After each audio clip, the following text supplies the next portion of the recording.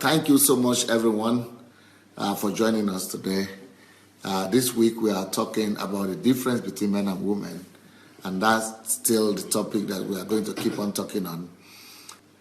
Today, I want to talk about the difference, at least I want to start with that. I want to talk about the difference in how a man reacts to divorce and how a woman reacts to divorce. Maybe you want to go and get some divorced people from there.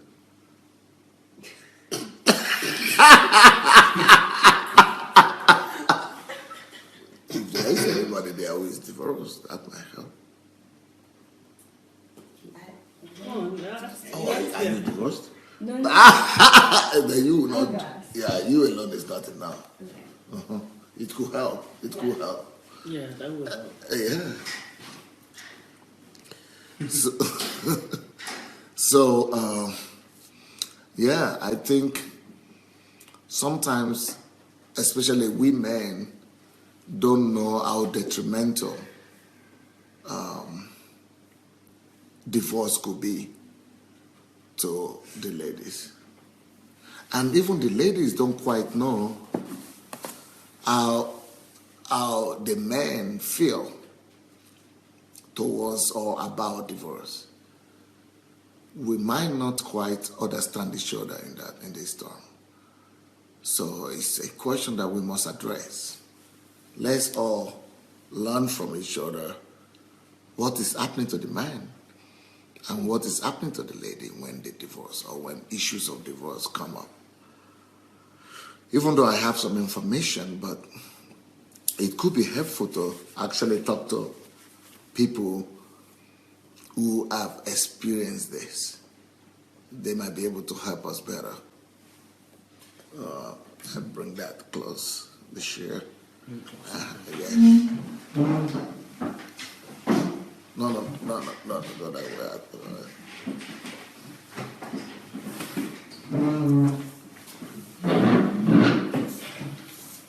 Nobody? They are too upright. Yes. Yeah?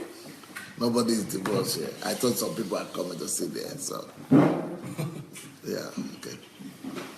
So anyway, so since we don't have divorced people in the house today, I'm going to tell you as much as I know. First of all, the Bible says in Malachi that God hates divorce. So if God hates divorce, is it Malachi or Malachi, okay.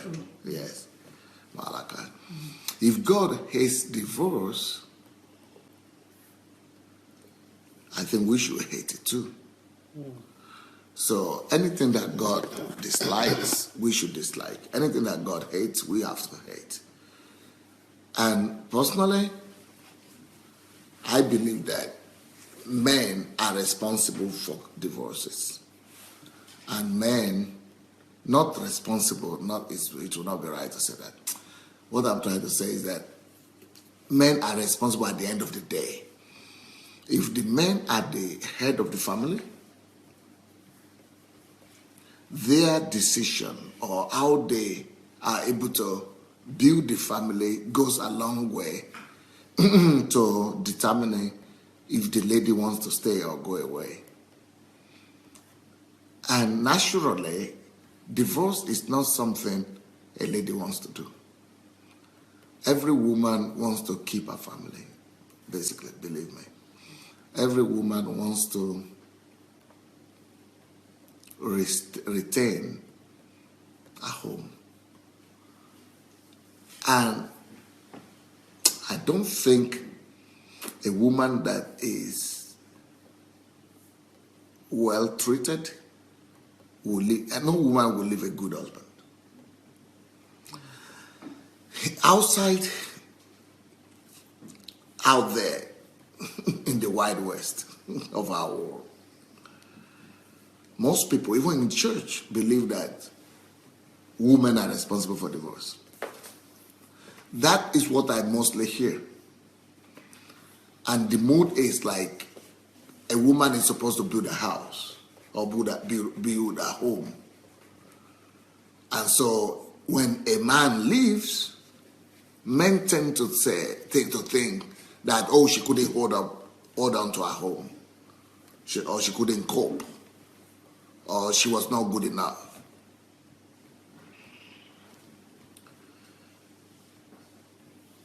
Do I think that is fair? Not really sure. Madam, please, you come here. I'm not really very sure of that. I think it's not fair. I think it's not fair to think or to say that the women are to blame for divorce. I don't think the women are to blame. Because if the men are the head of the family, at the end of the day, the ball rests at their doors, at their doorstep. I think the men, as the head of the family, should ultimately take responsibility. And I don't know any woman who will easily walk out from a family when she has the children to cope with, when she has the bills to cope with. Even when, women have many more things to consider before leaving a home, more than men. Like we had shown photographs and, we had proven all this week that for men it's just straightforward. It's a matter of decision or no decision. But for the woman, she needs to consider how to keep on working, how to keep on, the children going out. She has 1,000 of questions, and it's much more a difficult decision for her to take. If a woman eventually decides to leave a home, you know what? It means things have been so bad. It means things have been so bad that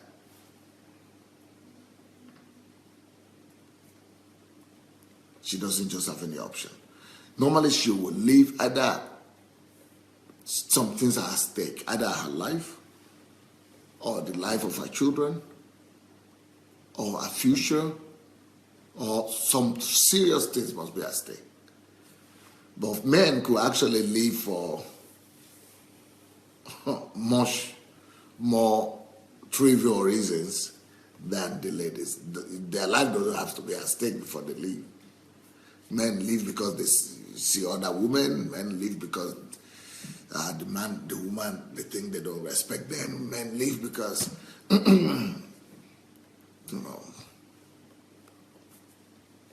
were tempted, or they got another kid outside, or, many much more easier reasons. But what we must consider, whoever is responsible for divorce, God hates divorce. That's the first thing we must consider. The second thing we must consider is what then happens, what is going on in the life or in the mind or in the life of a man or a woman that divorces. Let me tell you what's going on is this. When a man divorces, unless in case the woman leaves or the woman betrays him or the woman gets involved sexually with another person. If the woman gets involved sexually with another person, his wife, that is a bit different case, more painful for him. But otherwise, if he is going, or if they just decide to divorce, he feels bad a little bit, but mostly, life just goes on for the man. If a man divorces, it could pain him for a day or two, or for a week. But, you know what? He just goes about his business. But if a woman divorces, it's as good as her losing half of her life. Divorce to a woman is like her life is totally ruined. Divorce to a woman is like an absolute damage. It's like cutting her into two physically. and telling her to keep on living. The divorce to a woman is like shattering her. It's like taking a rose, a flower, and trampling that flower under the feet, and then still expect that flower to survive it and to live. How does that flower gather itself together when so damaged already? Divorce damages a woman on more levels than one, and that we could imagine. Now, why is it easier? Is divorce easier on the man? Well, I'm going to go back to our old culprit, our old helper. I'm going to go back to our old helper here. I'm going to go back to our old helper.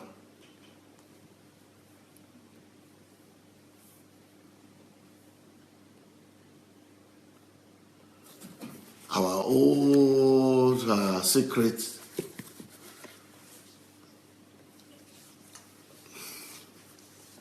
I've got to be able to see. Yeah. You see the man is here. The man's emotion, the body, heart, emotions, feelings, mind, they are all separate. They could be united. You see the tiny thin line between them that unites them. But it takes decision. Those thin lines are decisions. He has to take conscious decision to unite them. So when he divorces, that is painful to him, let's say, emotionally, but that pain in the emotions don't have to affect his heart, his mind, his heart, his body. He doesn't have to be sick out of that. Because the wife left, doesn't get sick. The woman, it affects the woman. You say everything, the body, the heart, the emotions, the feelings, and the mind of the woman is all intertwined. So that anything that happens to her, including divorce, it hits her, damages her on all levels. Everything is just messed up together. It's like that flower that is smashed on the floor, and then that is being trampled on the floor under the feet. She is just a total mess. It just affects her on every level. So it's not just about her caring on, thinking about how to take her children to school. It's more than that. It's not just about her. It's not just about her thinking how to feed herself or how to feed the children. Before it goes even to the outside things like that, inside, you see what is happening inside? It's very destructive. So it's like, can you imagine when a woman marries, the way all this is intertwined, that's the way her life is intertwined with the man. She is seeing her life, her family as one entity like that. And for the man, the reason why a man could have a child and not even ask about the children is because this is how family looks like for a man. And myself, my wife, my two children, they are all separate. So he has to give himself the chance to think about them. If he doesn't give himself the chance to think about them, he doesn't even think about them. That's the man. So for the woman, even if she doesn't want to think about them, she cannot stop thinking about them. So a family to the woman is, see, somewhere there is my wife, is my husband, our whole life is our husband, our whole life is our children, our whole life is our family. Because all things are intertwined. So can you then imagine how this would look like in the case of divorce? You have to unravel all this. How do you now unravel all this? That's why God hates divorce. That explains why God hates divorce. Because it damages and destroys one of the parties.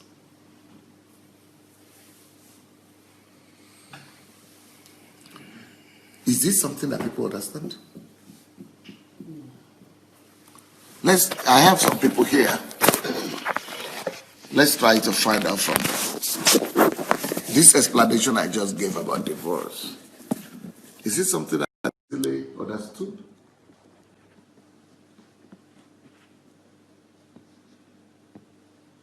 Pastor Ronkeko. I don't think people understand the gravity of divorce. I don't think men and women understand. I don't.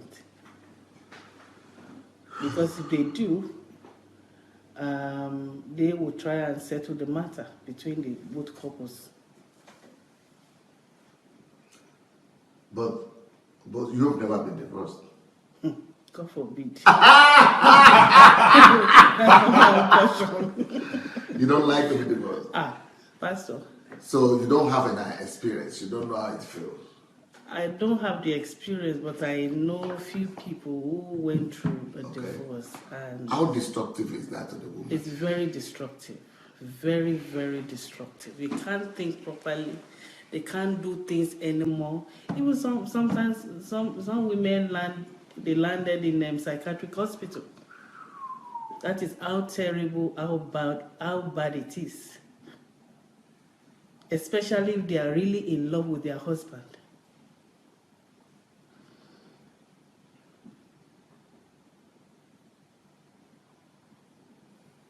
It's terrible.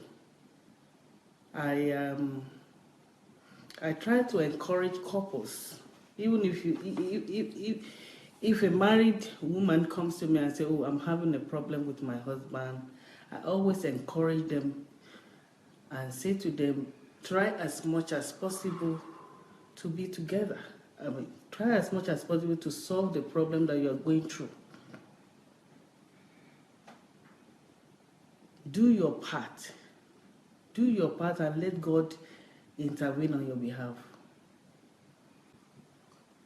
Pastor, please go ahead. Go ahead. I have a friend. It's my good friend. Okay. I think we both married at the same around the same year. So this friend of mine lived behind my house. After a few years that they got married, she got married with her husband, they started having problems. And the problem is that my friend goes to parties all the time. And the husband has been complaining to her and said, "I don't want you going to parties. You're always going to parties every Saturday." And they have 2 children. But my friend said, "I can't do without going to parties. You met me going to parties as a party goer. So why would you now say you don't want me going to parties? That's what I love doing." So my friend came to me and said to me, "This man is disturbing me. He won't allow me to be going to parties." Then I said to her, I said, "Why don't you do what your husband is saying to you?" He said, "No, I'm not doing it. I'm just going to do what I feel I feel like doing, what I love doing." I said to her, I said, "Listen, you are playing with your marriage." She didn't believe what I said. I said, "You are playing with your marriage. If I were you, I would listen to him." Anyway, she didn't listen. She kept going.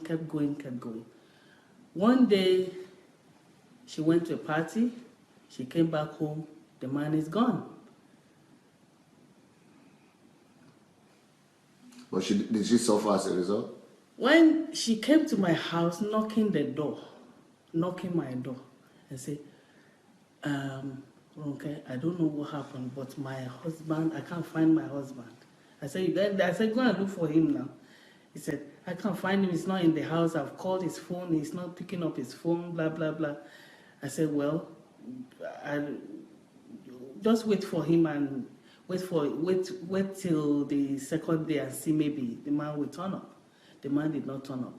Anyway, to cut the story short, she found out that the man has gone with another woman.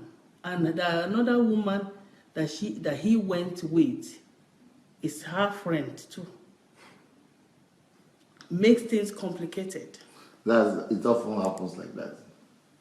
So when she now went to go and call the elders to talk to the husband, to beg the husband, The husband said, I'm done with her. I have been telling her the way she's behaving in the house. She goes to parties. I've been telling her, warning her, she's not listening to me. I am done with her. I don't want her anymore. That's how the marriage broke down. So at the end of the day, the man gone forever. And then my friend was suffering. Was she suffering? Oh yes, she's crying bitterly. She said, I have used my hand to destroy my own home. How can I use my hand to destroy my own home? Then I said to her, but I've been telling you this, but you've not been listening. I have used my hand. There's nobody like. After a few years, he said, I have tried this. I've tried this man. I've tried so many men. There's nobody like my husband. There's nobody like this man. I can't find anybody like this man. I've looked around. All the men that have been coming across, they are useless. All these men, they are just using me and dumping me.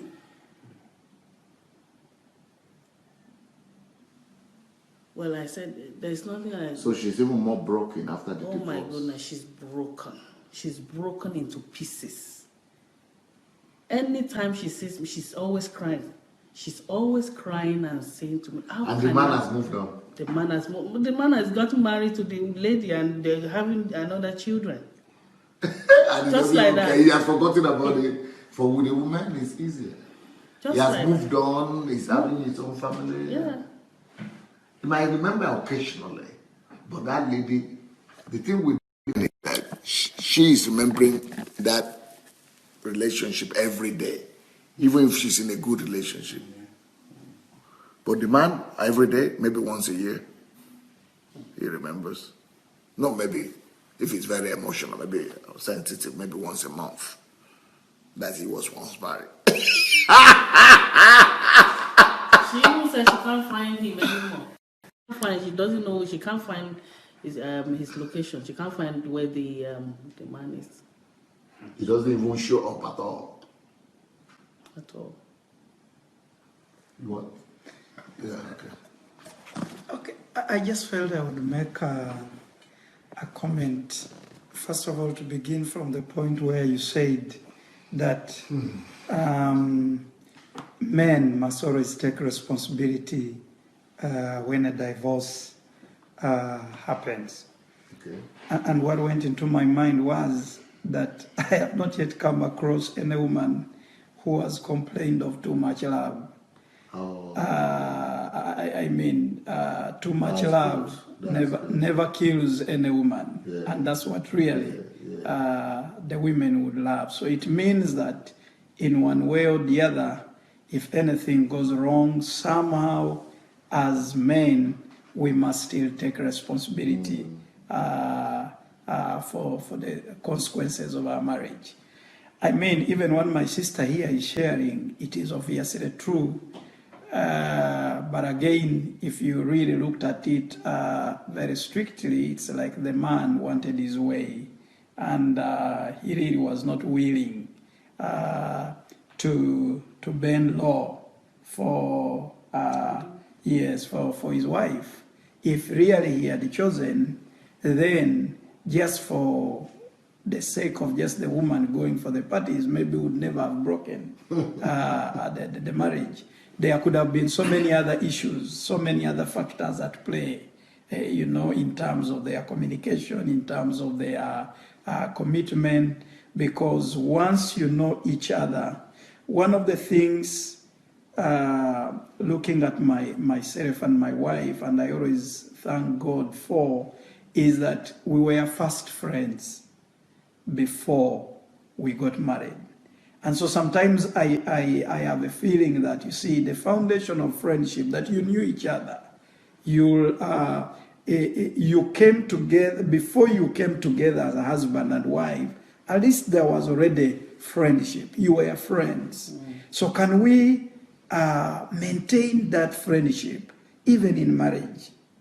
That even when you come to marriage, you know each other.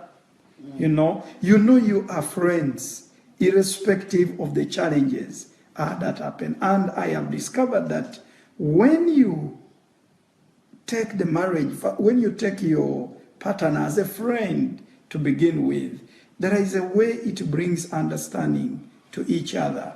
because yes, you know the weaknesses of one another, but then you are able to bear with each other because you are friends. Okay, well, let's talk with actually this topic. The way I would love us to address it is to talk about what are the effects of divorce to the man, and the consequences and the effect of divorce to the man as well, to the two of them. What are the differences that we could? How do we see it? Let me give an example of a friend I know, maybe from the men. Yes, from the men perspective, because this is a personal friend that we work together, and he's gone through a divorce, and really this time it wasn't his own making. I mean, they are unique men, and I think this friend of mine Was a good guy. He was a very good guy. It so happened that his wife was continually unfaithful to him. They had 2 children. He thought these were his children, yet the 2 children belonged to other men, each child to a different man. And he loved these children. He could come with them in the office. We were all very happy. We were all excited. Well, long story short is that finally, of course, they start to go through some bits of misunderstanding. And this time, of course, it was coming from the lady who was coming late, who was not really respecting the man. So when communication broke down, the man finally realizes, being told by the wife openly, that you are bragging, you're a man, you're not the father, of your children. So, of course, this raised a storm in the house. I was privileged to finally be part of it in terms of trying to see how I could handle and counsel them and guide them to still remain together. Now, what's interesting is that even when this happened, the man still had chosen to forgive his wife. It is as amazing as that. Even when he knew that the children were not his, he had still opted to forgive the wife, to still stay with the wife. But the wife was determined to say, enough is enough. I don't want to stay with you. Now, this devastated the man. And first of all, as men, when they go through some of these situations, they first of all hide them. They store them to themselves. Now you begin to see the effects in terms of work productivity. I happened to be the supervisor of this colleague of mine, so I could look at him and I could just know something is not right. So I approach him and I'm like, my brother, what's going on? Are you really fine? And of course, sometimes first he will tell you, no, all is well, I'm okay. But then you just know he's not himself, because he was storing up a lot of emotions in himself. And the danger with that is that if he does not reveal them, it can cause him to go to the extreme. I mean, some men have committed suicide, others have even chosen to murder their spouses.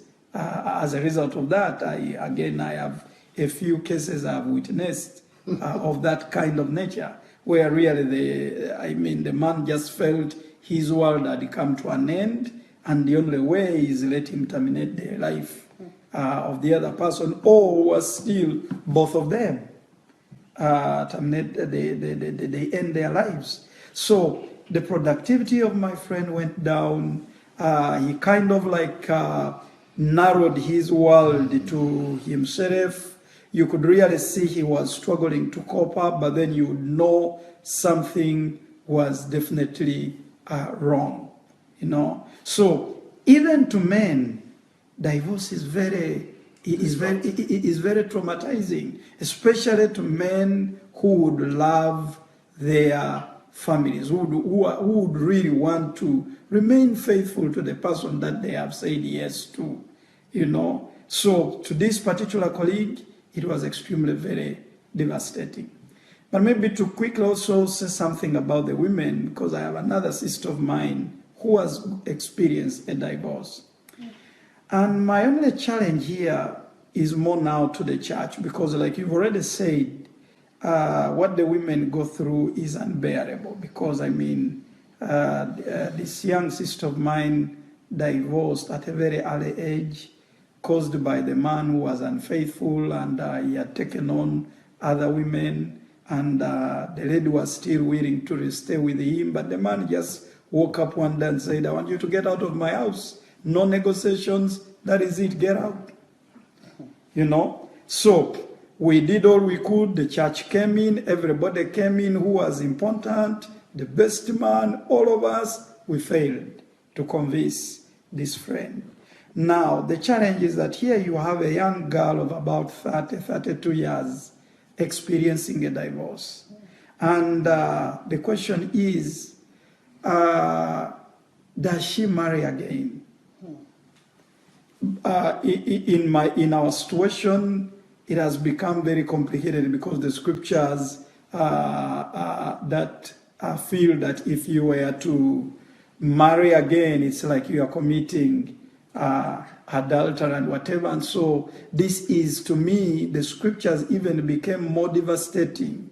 The spiritual implication became even more devastating to the sister, because even when we could say, okay, can we believe God that He will get another person to marry? It's like, but then which church will wed me? Which pastor will accept me again? You know, who will again ever allow me to stand in the church and be wedded? So it's like her entire world has come to an end. So the devastation, even on the woman's side, from the church point of view, becomes even very complicated. You know what, Pastor? There are two instances we just heard. One is from the side of the man, and the other is from the side of the woman. Now, somebody just wrote something here now, and what he wrote is that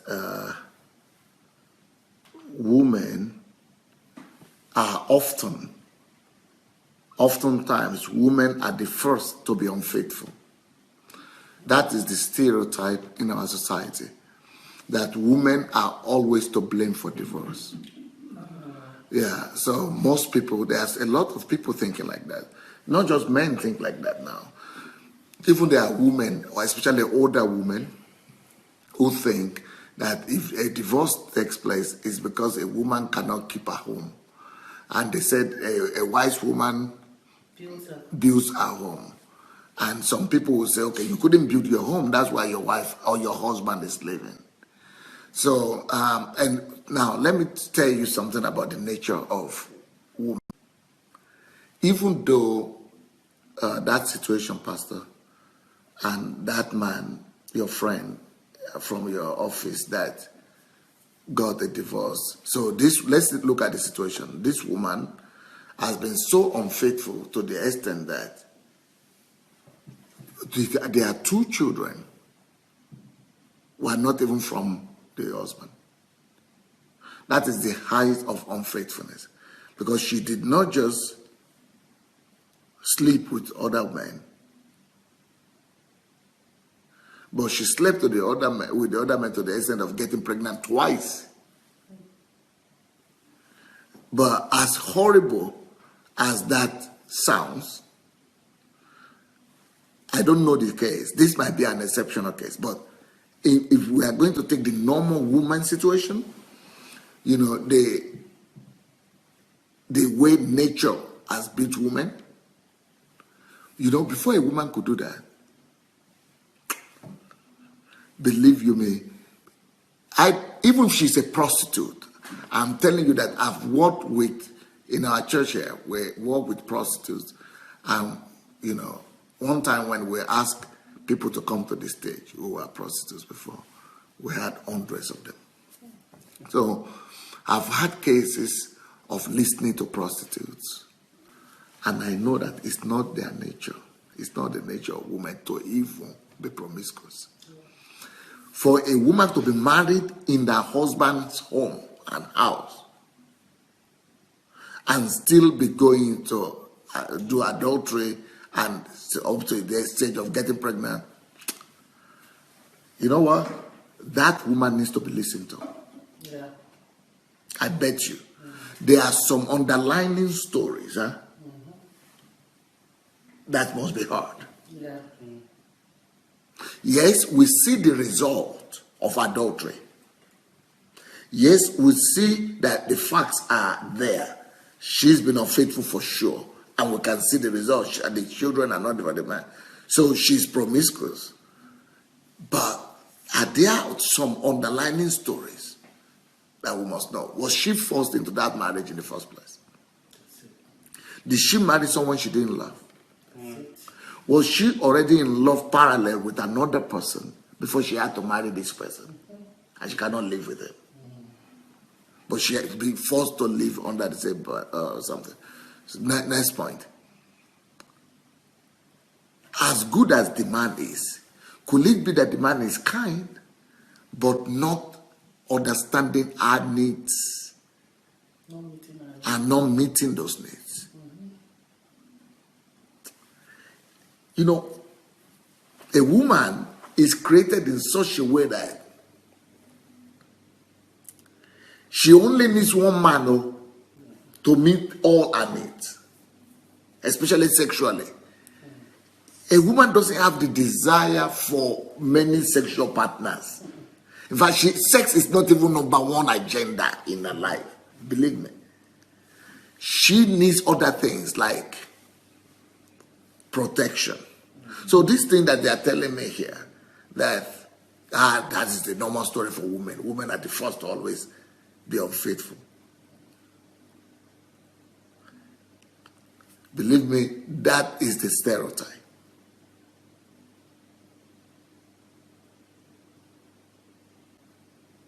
She is not naturally inclined to be unfaithful, especially when she's having 2 children.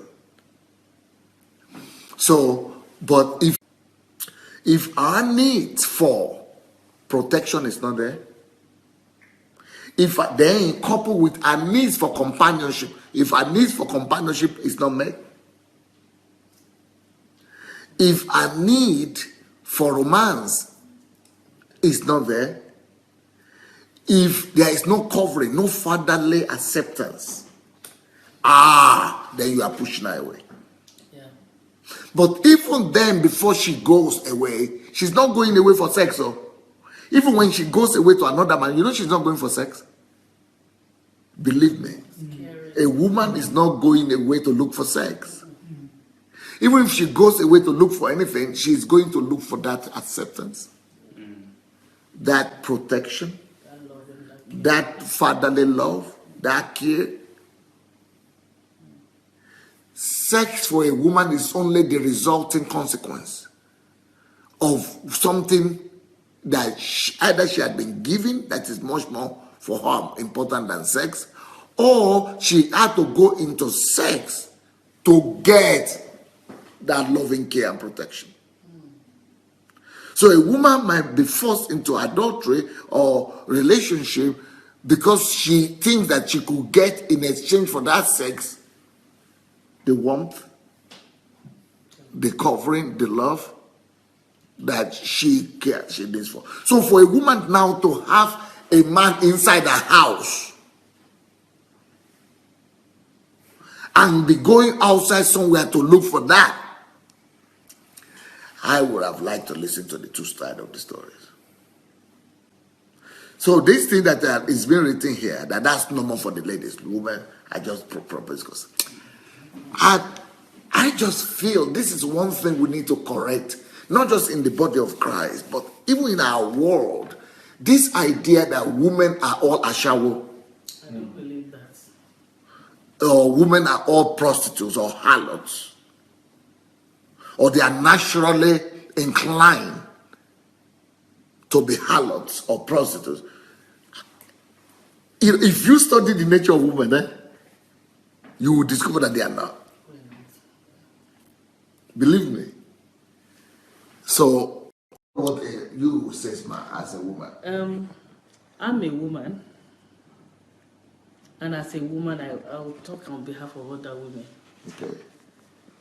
Every woman that are married want to be listened to by their husband. Okay. They want their husband to care for them. Okay. They want their husband to love them. They want their husband to always listen to them. They want their husband to respect them and honor them. When you have a man who honors you all the time, who loves you all the time, who cares for you, who are thinking about you all the time, a woman wants to die with that man. You see? Even if you caught that man sleeping with another woman, the only thing the woman will say is, meet me at home. She will still be willing to The remain. woman will forgive that man, because you have to think of the caring of the man. And that's what I say to my children. They know. I said, I love your dad because the way he does his own thing. I cannot leave my husband for one small girl. The marriage that we have been building for years, and somebody will just come, and I'll just say, okay, I will leave him for that, God forbid. So a woman is not a prostitute. A woman, we're not, the way men sees us as if that maybe women, they love men or they like sleeping around, I think it's a lie. No women would love to be sleeping around or changing men like you're changing your slippers. It's true. Women want a man that cares, that is loving, that honors, that respects. That's true. That's what women want. So if a woman is cheating behind the husband's back, it's either from day one, that woman did not love that man. Number two, it's either the man is not caring enough. It's either the man is neglecting the lady, the wife all the time. It's either the man is not doing his duty in the bedroom. So if the man is doing all those things, of course the woman will be looking elsewhere, looking for somebody who will care for her. She will not look elsewhere. No, I'm saying if a woman, If the man if the man is doing all those things, he doesn't have time for the woman. He's neglecting the woman. He doesn't listen. Okay. Yeah, he doesn't listen to the woman. He's always out. He's not doing the real thing, even in the bedroom. Of course, the woman will go out and look for somebody who cares for her, somebody who will listen to her, somebody who will have time for her. But could there be exceptions, like in this case, when the man is doing everything and the woman will still go a while? Or it's just that something has to be wrong? Would the women that I know who do that are sick mentally? I think with your case, if I might say, Pastor said it's either the woman, the marriage is being forced. Maybe they force the woman to marry the man, or the man cannot really do something in the Relationship. bedroom. Yes, he cannot do much. Perform, yeah.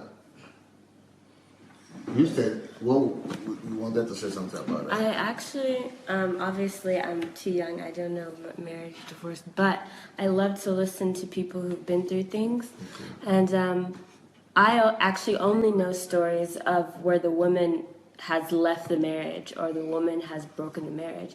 Okay. But like you said, in each of those cases, she has internal issues that come from when she was younger or just come from her psychology. I mean, I had a teacher who told a story, and he said that, till she left and almost until she died, he did not divorce her, but she would wake up in the middle of the night and start talking to herself, but before the marriage, she seemed normal, But, you know, after all this, she started telling people that he was abusing her and everything. She left with some other man, got into drugs. So that's the kind of exception we're talking about. Yeah. When the woman is having psychological issues. Yeah, or there's also I have another friend who he recently got a divorce because his wife, you know, slept with another man. But because I know his character, I don't think it's because of him. I think that there's a smaller version of these issues that I can see even growing up as a woman in school. I can see where women will say, okay, so nobody loves me, or nobody can love me. So even if they get into a relationship that is good, they will never feel good enough to be in it. Do you know what I'm saying? I don't know if you know what I'm saying, but do you get it? Like it's like she has built up this internal dialogue. So that even if she is in a great situation, she will say, I don't deserve this. I should just go and mess it up. That's what's going to happen anyways. Yeah, but that's still going to talking about... exceptions. No, not just exceptions, but women that are damaged. Yeah. Okay? Or you are not ready to comment on that? I really wouldn't want to... Okay, go into that. Yes, to comment further than that. Yes, sir. I'm overwhelmed with this teaching this morning, sir. Like what our mother here just said. She said every woman needs caring. Okay. And women needs attention. Because for me, for a woman to really leave her home, according to your teaching this morning, meaning there is something really deep in it, because no normal woman will just go out of the marriage, leaving the loving family, the children, the husband. So there must be something really, really deep in it. So for me as a pastor, I think I will come up with this advice that I will base on the book of Songs of Solomon, chapter 2, verse 15. Okay. And the book of Malachi 2 that you used this morning. That there are some things we shouldn't allow to start in our homes or in our marriage. Once we see those things coming up, we are supposed to kill it or take care of them, because the Bible says a little living still alone. And the book of Songs of Solomon chapter 2 that I just told us, it said there are little vines that destroys the vine. So there are also these little things that can destroy our marriages. And so speak louder. Okay. And talking about that voice, I don't believe that that voice starts from the very day that it happened or that it started. I believe it started piece by piece. So if we are able to take care of those little pieces when they are coming, I believe they will not come to it will not become opened. So it is better for us to begin to deal with these little things. Maybe in the area of the men, and in the area of the women, like a friend that the husband was a kind of advising or telling and say, maybe, oh, honey, I don't like this thing that you are doing. Please, let's do it like this. Let's do it like this. Let's do it like this. I believe it would have helped a lot if the woman was listen to the husband, or maybe listen to advice from her friends. So please, I'm begging everybody, man and woman in marriage, and those that are aspiring or those that are wanting to go into marriage, we have to begin to take care of these little things that most of the time we don't see as relevant or important. Okay. As a young girl, would you like to comment on what is your view on what you've been hearing? You are not married yet? No. Okay. So for me, I think So there's this book that I read. It's called The 5 Love Languages. You have to speak much more louder, much more louder. Okay. So personally, there's this book that I read. It's called The 5 Love Languages. Okay. So everyone receives and gives love in 5 different ways. So a man does not receive love in the same way that a woman receives love. So you need to understand what your partner's love language is. So you can be in a situation where you love your partner, but she doesn't know because the way she receives the love is not the way that you are giving it. So, have you ever heard of divorce? Yes, definitely. Okay, actually, my topic today is the effect of divorce on a family and why God says that God himself hates divorce. Why do you think God will hate divorce? So divorce it breaks things. Like it causes, so God is love. That's what God is. I think love is probably the highest form of anything. Okay. It can't be replaced by money. It can't be replaced by power. It can't be replaced by anything. So that's why you see, like, the richest people in the world, they're not happy. They're in search of something. And that something is love. Love cannot be replaced by anything. So what does it break? What are the consequences of divorce that you could read about, point to, heard about? So in terms of... do you know any friend or woman or who ever gone through that? What are the pain they go through? Yeah, definitely. So I think the biggest thing I've noticed is that they never find what they're looking for. So there will always, even if the man maybe goes to another woman, like, she won't fulfill, he's looking for love. But as I said before, the way people receive love is different. So you need to understand how your partner receives love. And yeah, he will always be looking for love and he won't find it in anyone else. Basically, you are trying to say that divorce is never a solution. It's not. No. You will always be, even if you if you marry another person, she won't be enough. If you marry the next person, she won't be enough. I think the most important thing is you need to, like, your love tank needs to be full. And if it's not full, you will forever be in search of it. Forever. So that's both for men and women? Yeah. You want to say anything about this topic? Yeah, I believe divorce has a tremendous effect on both the man and the woman, because, you know, when you look at when you think about the whole process of when they got married, you know, they may have been preserving themselves to find that person that they believe is the person to spend their life with for the rest of their life. So now they marry that person, at the time when they say I do, you know, at that point in their mind, yes, this is the person that I've been waiting my whole life.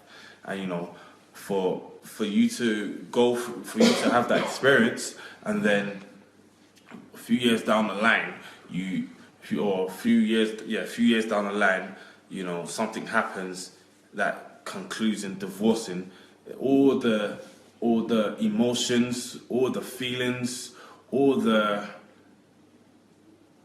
everything together. It's like in a laboratory, you're trying to separate a compound. There has to be I forgot what they call it.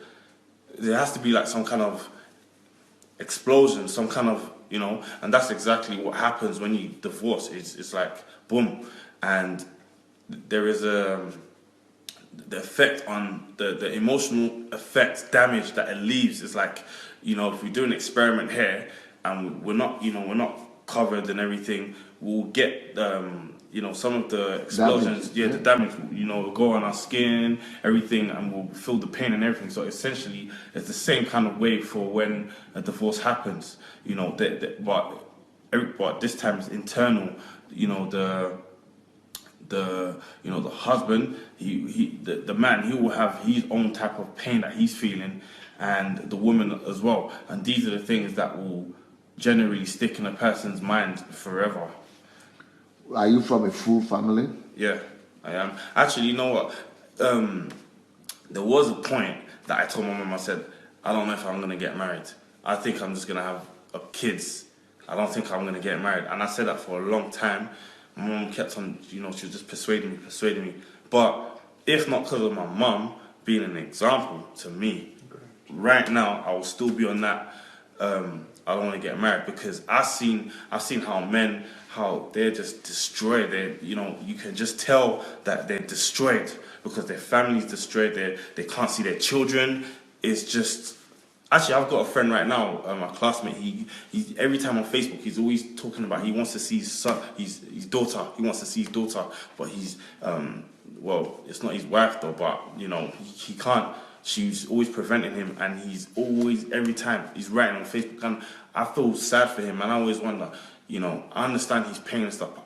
He shouldn't really be always sharing that on Facebook and everything, but because of the pain that he's feeling from that, he's always, So for me, if not because of my mom being an example, my mom's married. Okay, if you're as do you know what? I will tell you this thing. What too is that as painful as that your guy and all your friends, as painful as they feel from their divorces, that will make you to say you might not marry because you've seen so much pain from your friends and from men. Believe me, guys, as painful as the man feels, a woman's pain is like 100 times more. And the reason why a woman will say, I will never allow him to see the child, is because she is concerned about bad examples, or she wants to punish him, or she's feeling so much pain that she just wants to get back at him or something like that. So we are not listening to each other's views. I think the man needs to listen to the girl's view. What is the girl after? Why? And then the girl, somebody needs to get her to sit down. Normally girls need to speak out. And they need somebody to hear them out. The man, if the man is suffering though, for me, that's a good sign. That the man also cares. And the man also wants to make something work. So for me, if the man is suffering, it's a sign that the thing is not hopeless. The marriage is not hopeless. And a woman should always give a man a chance if that man is suffering.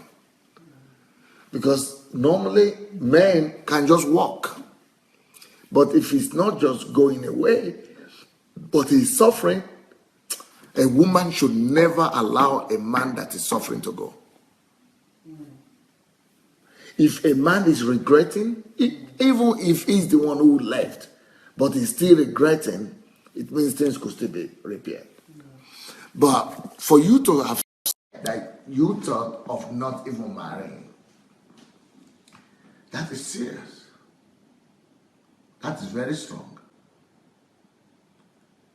There must have been some very strong arguments or reasons for that. Could you tell me more about that? Definitely. I mean, I told my mom, I said, Mom, I do not want to go through that. Like, I don't want to,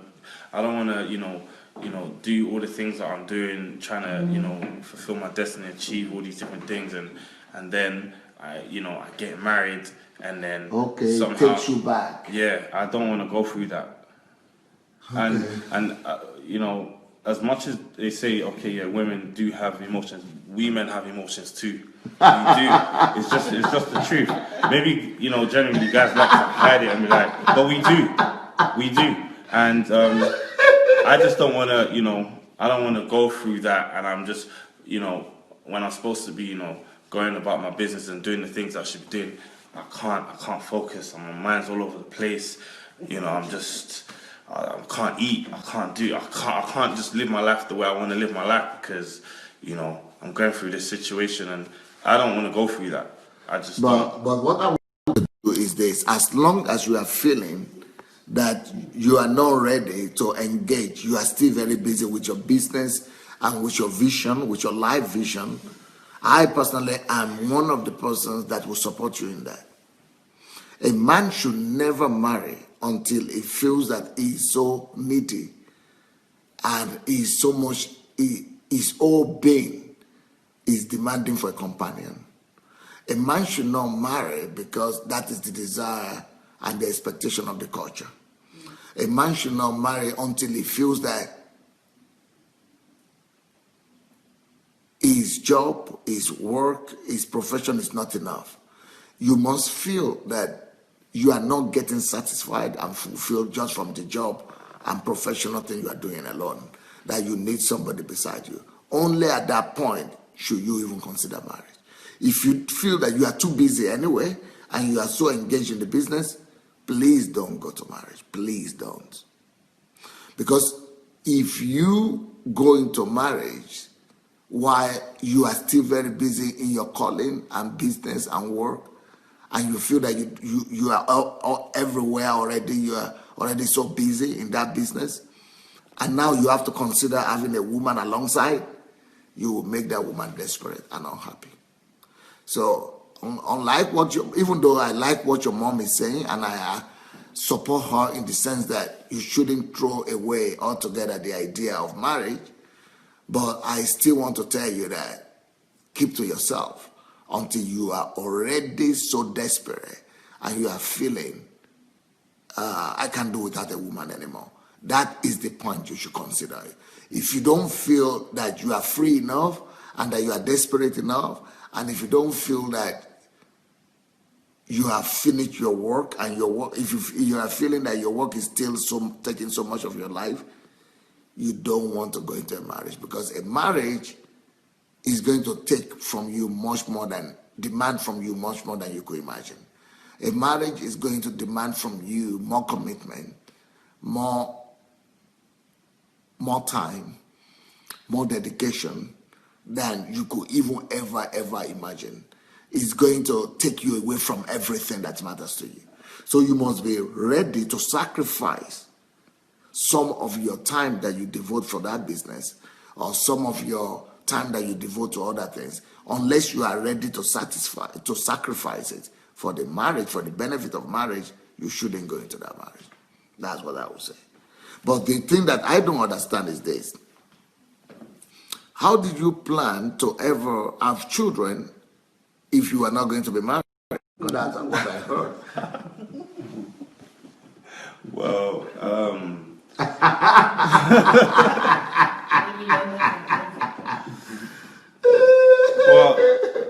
well, I mean, from that point, I was just thinking I would just well,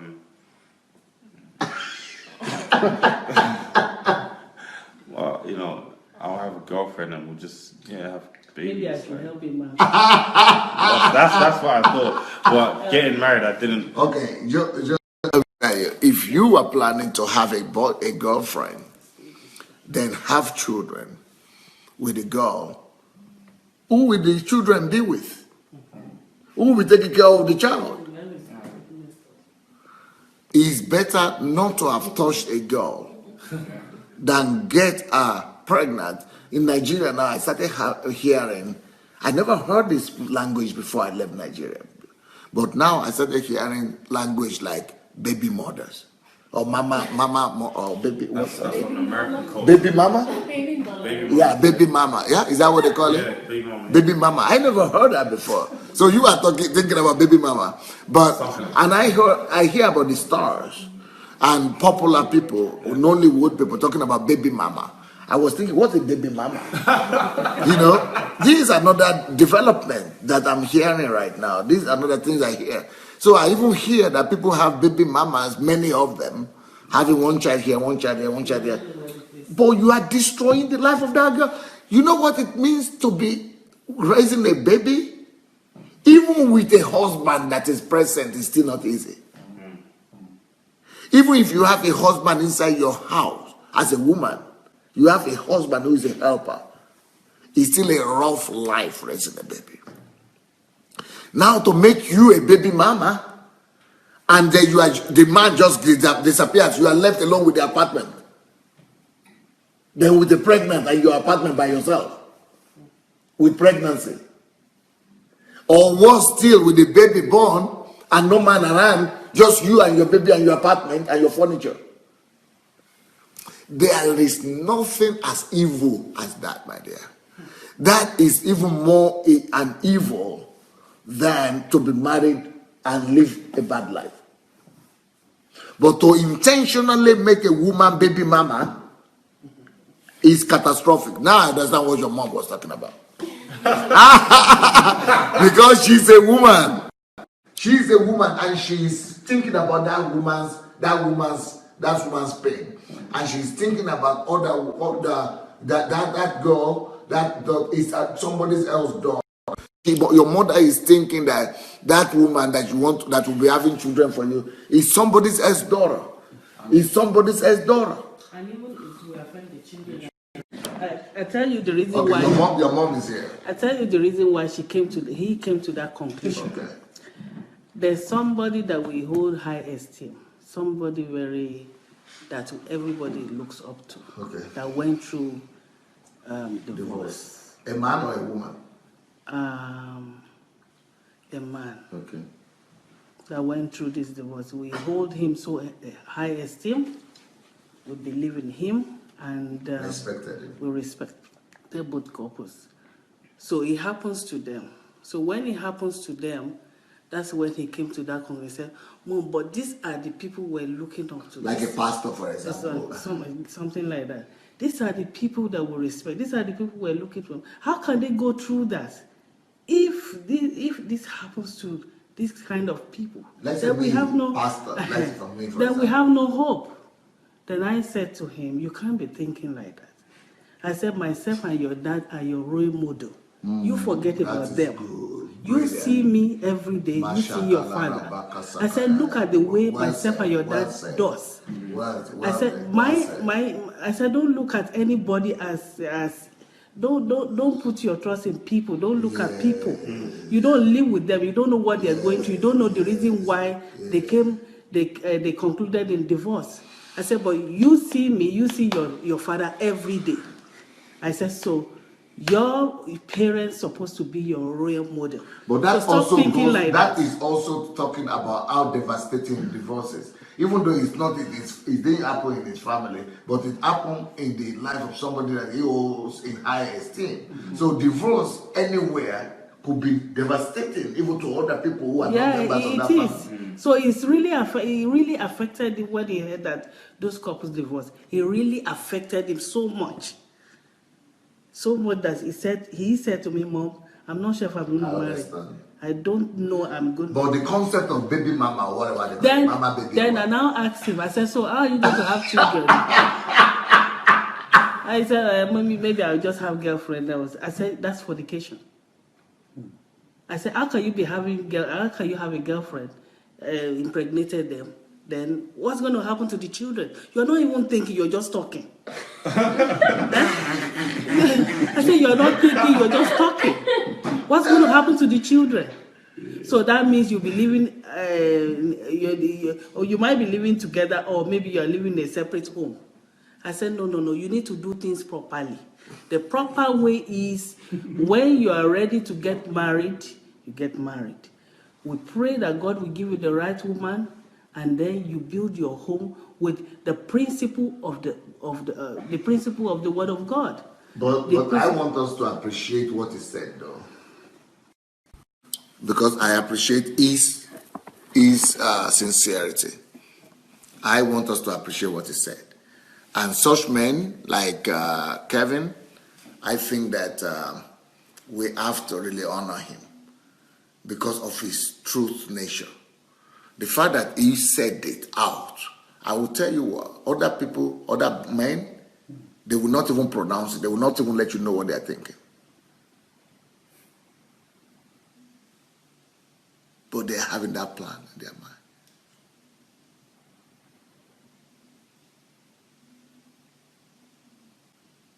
And they go and do it. And they do it first time, second time, third time. So the fact that Kevin is even so open to openly discuss about it, I give him credit for it. Because if he had not raised that topic, there is no way you would have known, and there is no way you would have been able to advise him like that. But that, to me, talks about the tendency of our world today. That talks to me about the trending look or the trending thing about marriage, about relationship.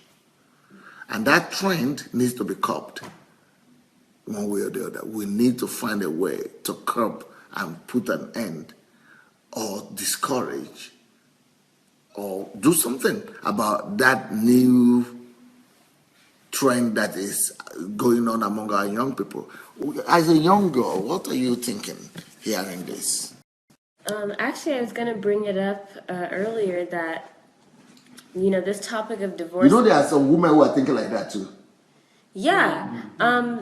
This topic is going to be different for the generations before mine because of how the rate of divorce has increased over the last few decades. Like you just mentioned now, a divorce that happens 2 people away from you affects not only you but your children and how they see marriage as well. So you can think about 51 or 50% of marriages end in divorce. Like half of your friends have divorced parents. And you're growing up in this environment where, okay, so if you don't like someone, then you could just bye. Which might be the reason why most of the people I know, the women walk away, the men walk away. It doesn't matter because the weight of even the understanding of what marriage is for, it's like an illusion. It's like, this is some kind of mythical thing to us because we see so many of them falling apart all the time. So I think that it definitely is generational. I think it's definitely also cultural. I think, in Uganda, it's probably much, much different than in America, because a woman there is dependent on her community. A woman in America, she just moves out of town. She leaves, she go and does her life somewhere else. Like, it's not that she doesn't have a stigma, but it's almost like she can still survive. She still has a life that she can have. So there's a lot of like different factors that we'd have to bring up separately for our generation because of the way that we grew up looking at marriage. Even on television, even on television they have parents. So you support that concept of Kevin? To impregnate a woman and then leave. The thing is, because he's having the same argument as you, that because of all the bad examples, so this is the only way out. That's exactly what you are saying. Okay, so I find it really funny that a woman will say, I don't want to get married, but I'll have kids, I'll adopt kids, or I'll get in vitro. But she won't talk about the man. But a man will say, but she needs to take care of the kids. Like, he won't adopt a kid by himself. He won't, but he expects the woman to also be there to take care of the kids. So that's why he has to. He expects the woman to be pregnant. Exactly. But it's like, the woman doesn't need a man. She right. just wants to adopt. She just wants to adopt the kid. But he wants the kid and the woman, but he doesn't. It's like he wants to take care of the woman. He wants them as a package. And I'm like, so then why do you want the kid? I don't understand. It's just so you are not against him having kids, but let him go adopt them. Sure. Rather than spoiling if you have the means to do that and you really feel like you would be a good father to somebody, why not? But if you're looking just so that you can have a package deal elsewhere, somewhere apart from yourself, to be taking care of themselves in some other place. No, let's get this right. You are not against him having kids outside if they are adopted, or if he takes them in. But you don't want him to have those kids at the price, at the expense of a girl whose life will be spoiled by getting pregnant and just living by herself. Can you come and explain that? Yeah, that's what you mean? Yes, that's exactly what I mean, because it doesn't. But say that in your own words, in a clearer, okay. systemic way. I just think that it's a hypocrisy when I hear that a woman will say, okay, I really have a burden for children, but I don't want to get married, or I don't, feel like I'm ready for marriage, but I have such a burden for children that I'll go and adopt a child. Is that hypocrisy? That looks more like sincerity to me. No, and that I'm going to contrast it. The hypocrisy comes in when I hear a man say, oh, I also want children, but he won't, he will never, I've never met a man who say, I will, of my own volition, go and adopt a kid and take care of them myself. Okay. he wants a kid in context with a woman who's also going to take care of it. That's why he would rather impregnate the woman rather than go and get just the kid. He doesn't want to take care of the kid. He just wants to have a kid. You know, it's like, just spread my DNA everywhere. And then, you know. With giving the responsibility for the child, for the baby to the woman. So you're having two packages. Exactly. So you have your independent life, and then somebody's taking care of your baby. Yeah. They're responsible. Okay, so it's not fair. That's all. What's your name again? Lyle. Lyle. Yes, sir. Okay. What's your own view about mama baby or what? Baby mama? Baby mama. Yeah. So I'm not one to judge Kevin, because the state of the world now is the state of the world is on another level. But I believe like this is the root cause of problems within the society. What? When a child does not grow up like in a stable home, they feel like they are not loved. They need love from both parents. The woman cannot feel the love that a man can feel.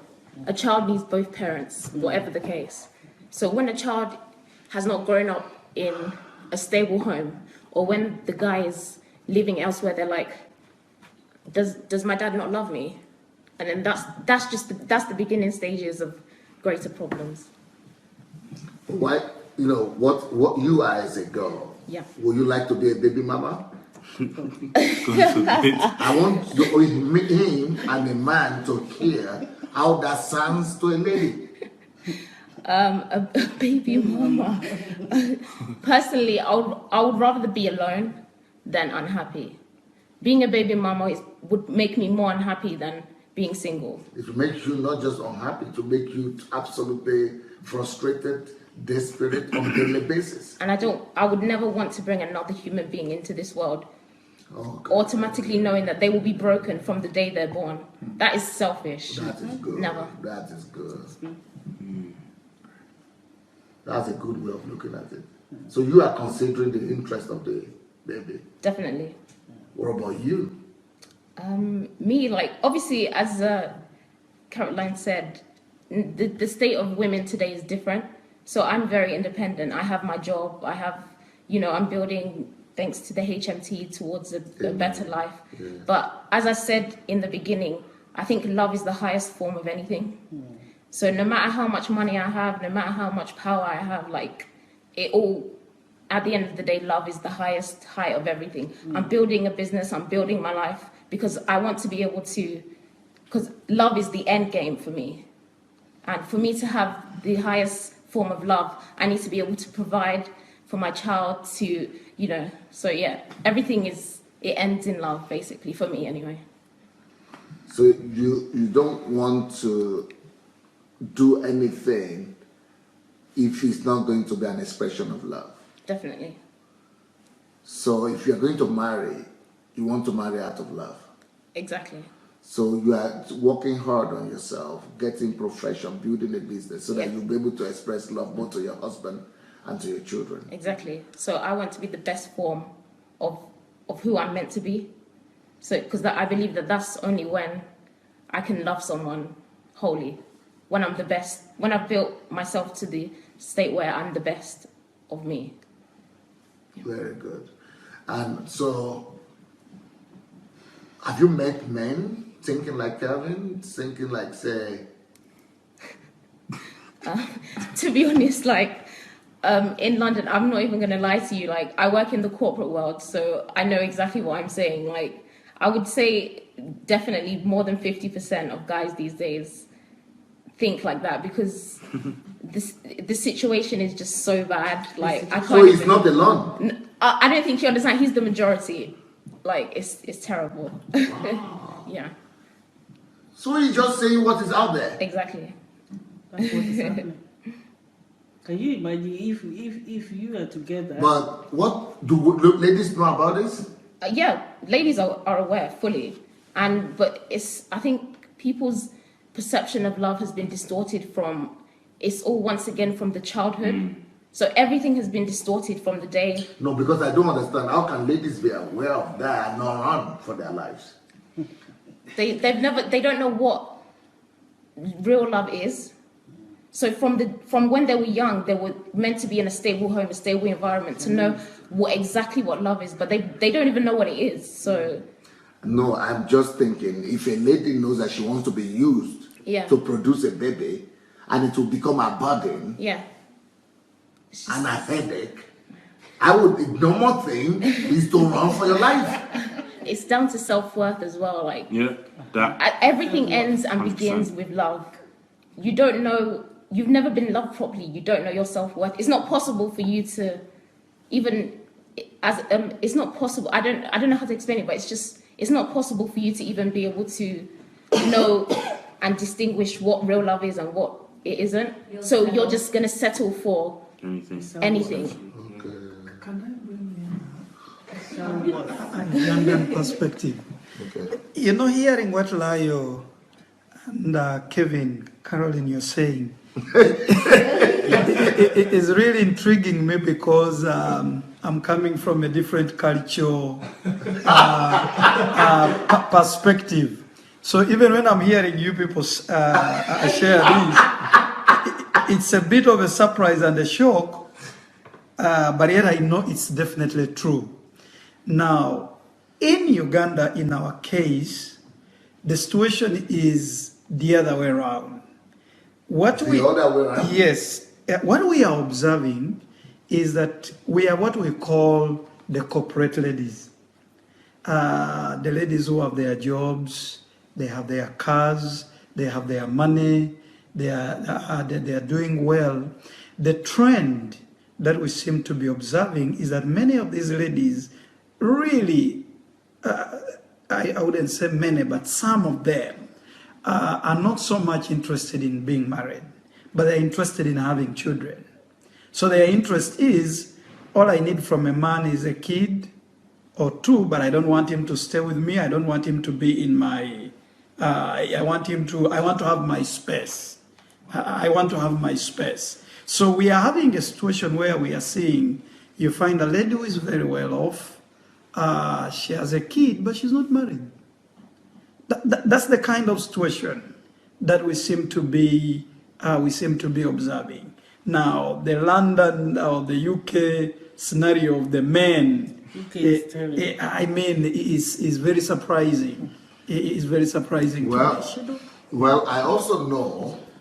You wanted to say something? Yes, sir. It shouldn't surprise you because in UK, if you are married, part of the reason why men are running away from marriage is because when you're married, you have children, you both bought the house.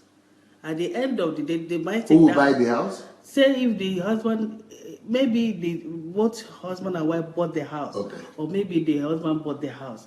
At the end of the day, the house, the majority of the things that belongs to the man will be given to the woman. If they are divorced? Yes. Okay. And then the man will still be paying for the children. Okay.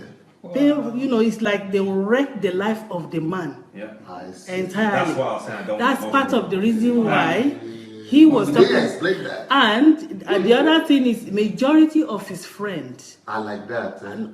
Majority of his friend, the parents of his friends are divorced. He told me, he said, "Mom, can you imagine? I have 10 friends. 9 of them, there's no dad." So when a child is surrounded with that, how do you expect them to think?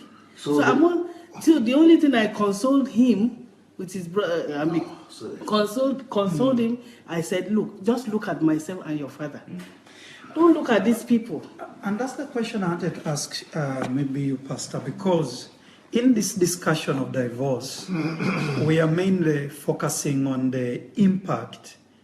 The angle of the children, we've not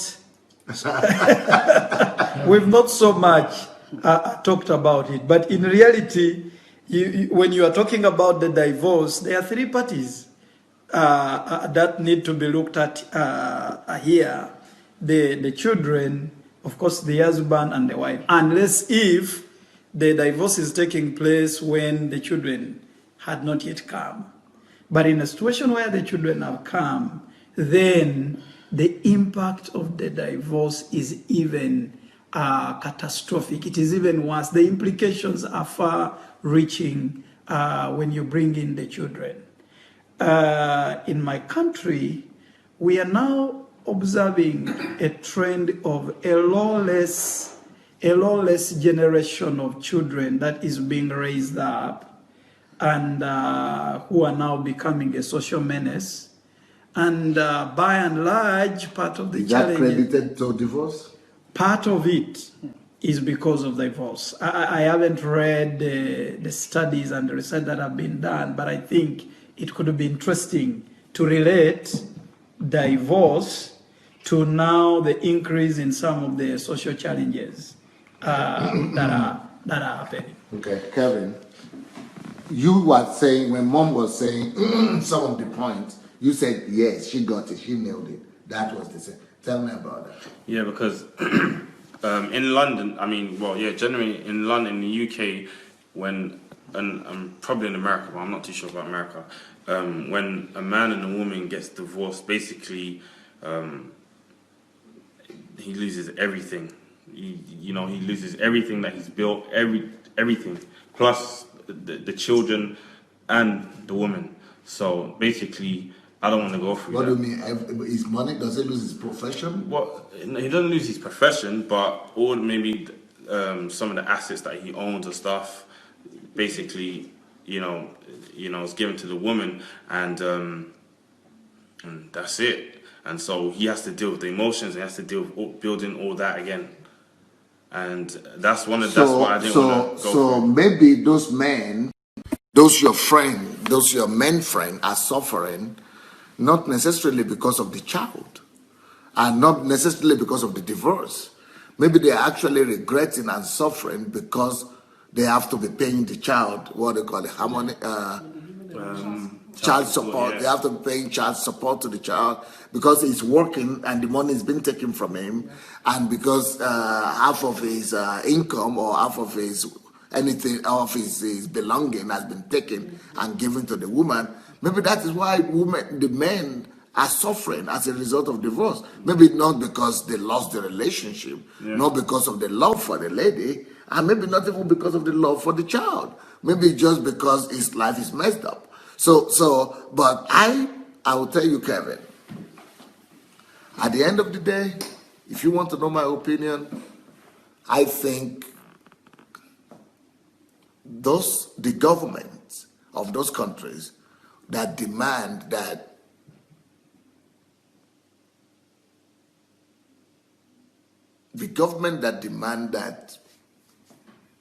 men should pay child support and divide everything they've made between the family, the husband and wife. I think that's the best thing to do, and I think they are right, because you don't know. They've probably done research and come to the conclusion that women by themselves should not be left with the child or with the children. Just like Caroline was saying, that the man wants to have, if that had not been the case, we would have had more cases of mommy baby, or what they call it, baby mama. Every man will just be doing baby mama everywhere, especially if he doesn't need to pay child support. He will not lose his a part of his assets. I mean, no consequences. And somebody has to be taking care of his own child for him. And the lady has to be investing her life. Because if she has to sit down at home to take care of the baby, it means she cannot work. And if she cannot work, how will she be able to take care of the baby? How will the baby be able to eat? Otherwise, she will have to leave the baby, lock the baby out inside the house, and then go to work. So that's why it is only fair that a man is forced to pay child support. Besides that, the woman has to carry the baby for 9 months. The woman then has to breastfeed the baby for another 1 year or 2 years. Where should she get the money or the income? How should she survive? Anybody thinking about that? But it is still selfishness that make the men to think that that's not fair. To be paying child support or for his asset to be taken. I still think that it is good that the government make the men to do that, so that men will also be taught responsibility.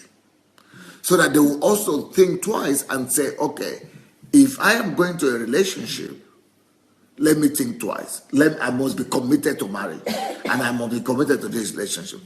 Even me, if I were to be in the place of the government in UK or US, I would lobby. Even in Nigeria, maybe I would think about lobbying for this in Nigeria. That even when you have baby mama, or what do you call it? Baby mama? Is it baby mama you said?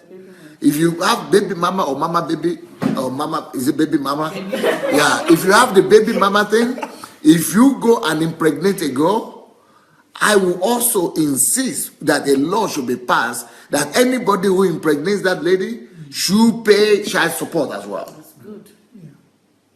The ones who will care. Yes. Yeah. I think that one, I'm in full agreement on that. But I'm going to address your situation too. I'm in full agreement on that because part of the challenges that we've been noting is that men definitely do not care when they know there is no law that binds them to be responsible to that extent. The law is needed. So the law is needed as a constraint, you know, to help the men think twice, because in my society, I'm seeing so many ladies being on the receiving end. You know, a divorce has come in, the woman is staying with the children, but then she has no support totally from the man. So some of them have had to run to the media houses to expose the men for not caring for them.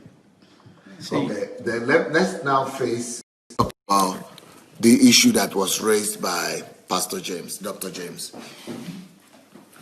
So what then happens when it is not a man that is talking like this?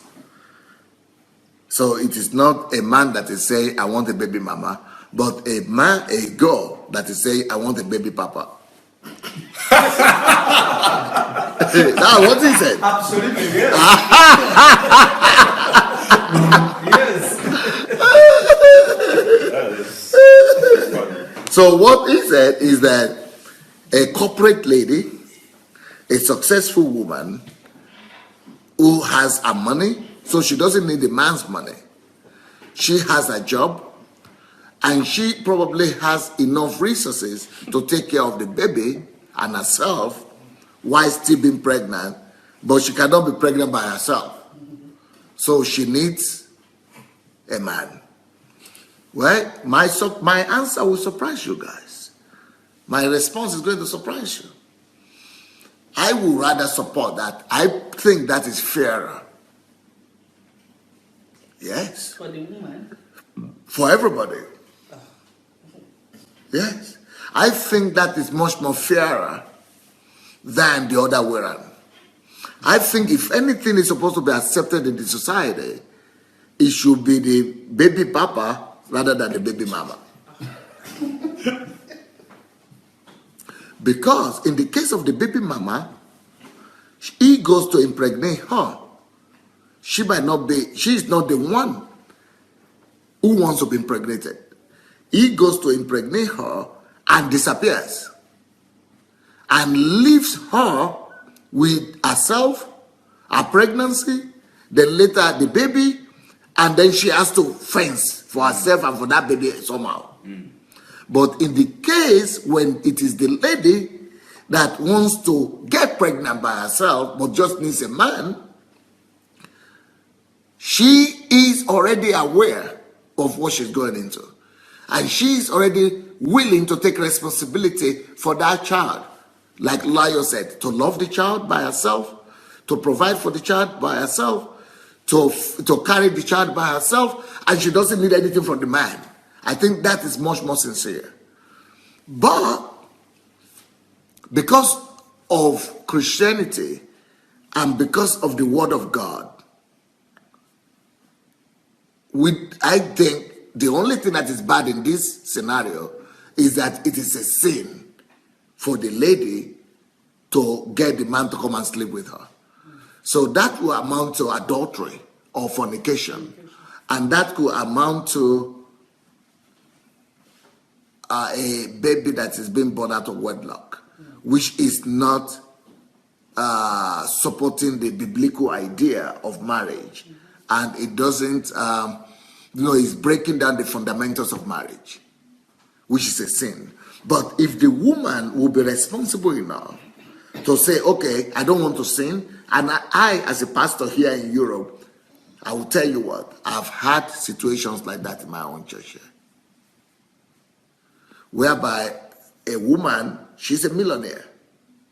She has all the money she could afford. So she could afford a house help, one house help or two house help or three house helps. She could afford drivers. She could afford cars. She could afford security. She could afford a home, a house. So she first of all made that money. And when she was about 40 years old, no man is coming, no husband, or men were coming, but those men who were coming wanted to make use of her.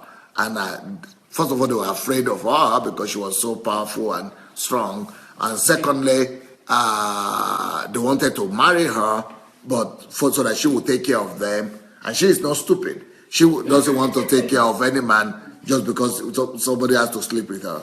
So she is not agreeing. And then, all others ones are afraid of her, but they will still want to sleep with her or get her money. So she just sent all the men away. And she remained single, but at the same time, as a woman, she wanted to have children. So she does not agree or buy into the idea of remaining single all her life and not having children. Then she was also contemplating about the idea of taking a child, like you said, from the orphanage or adopting a child. She was contemplating that, and she was saying, I could do that, adopt a child from the orphanage, but she had her own doubts about that as well. And she was saying, even though I would like to do that, but I'm a woman too. I would like to feel myself as a woman, complete woman. I want to be able to give birth to my own child. But I don't want to sin. I want to feel what women feel like when they go and give birth to children. I want to give birth to children, but I don't want to sin because she's a member of the church. I don't want to fornicate, and I don't even want to sleep with any man that will not take responsibility for me, for these children, for me too. I think it's below me.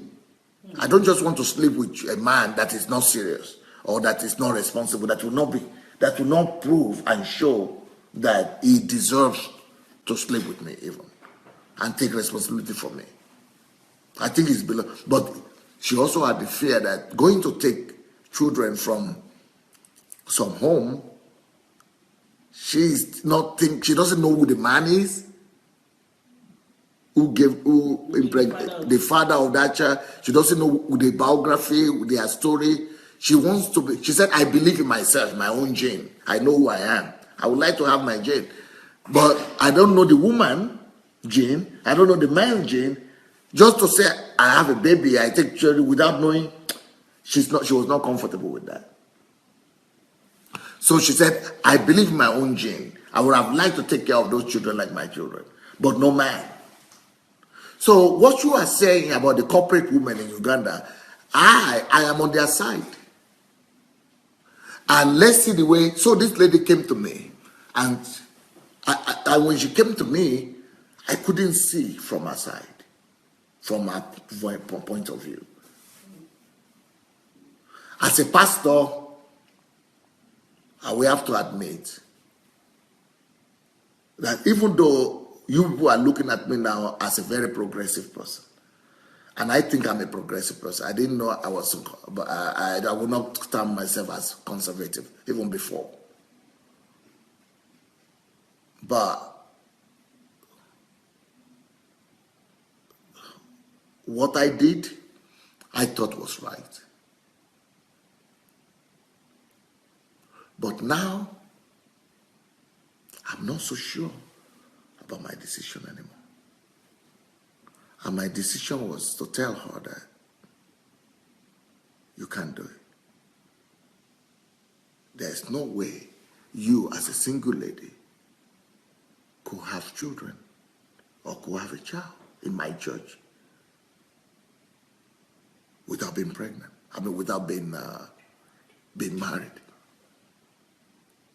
So I told her that I would not support her.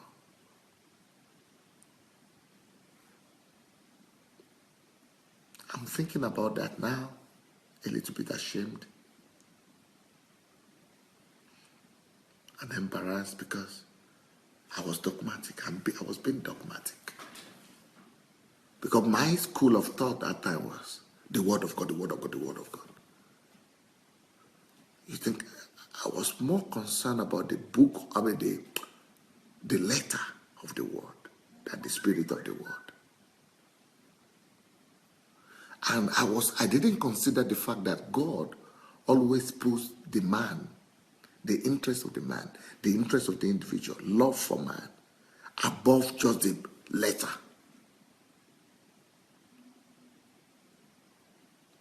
So my own dedication and devotion was towards,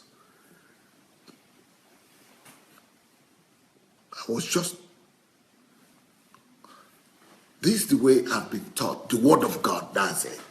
You don't consider, because even in the Word of God, there are exemptions. So if you think about Hagar, is it Hagar? Hagar. She was a prostitute. She was not supposed to be in the lineage of Israel. And she became the prostitute. Yeah, Rahab. There's Rahab, but then there's There is Hagar too. Hagar, The daughter. No, the maid of Sarah to Abraham. Okay, that was the maid of Abraham. Yeah. To Abraham. Yes. Yeah. No, I was talking about Rahab. Rahab. Yes, from Jericho. Rahab from Jericho. Rahab, who was a prostitute. Yes. And she became a grandmother of Jesus, of David, the lineage of Jesus. And God permitted that for a reason. To make us know that even in God's calculations and equations, there is room for exceptions. There are rooms for exceptions. And that was not the only situation. With Ruth also. The man was married. He had many wives. And it was God that permitted Ruth to give herself to Boaz. It's a whole Bible. So God was always putting man ahead of dogma. He was always putting some higher things ahead of just dogmatic book, the word of the letter, just letter. So in this case, I was not so bold and I was not so liberal to say you can just go and give birth without being married. So I told her, how can you be married? I mean, how can you give birth without being married? It's not possible, it's not allowed. So she stopped coming to church.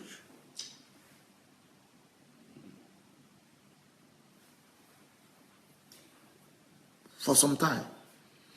Then the next thing I discover is that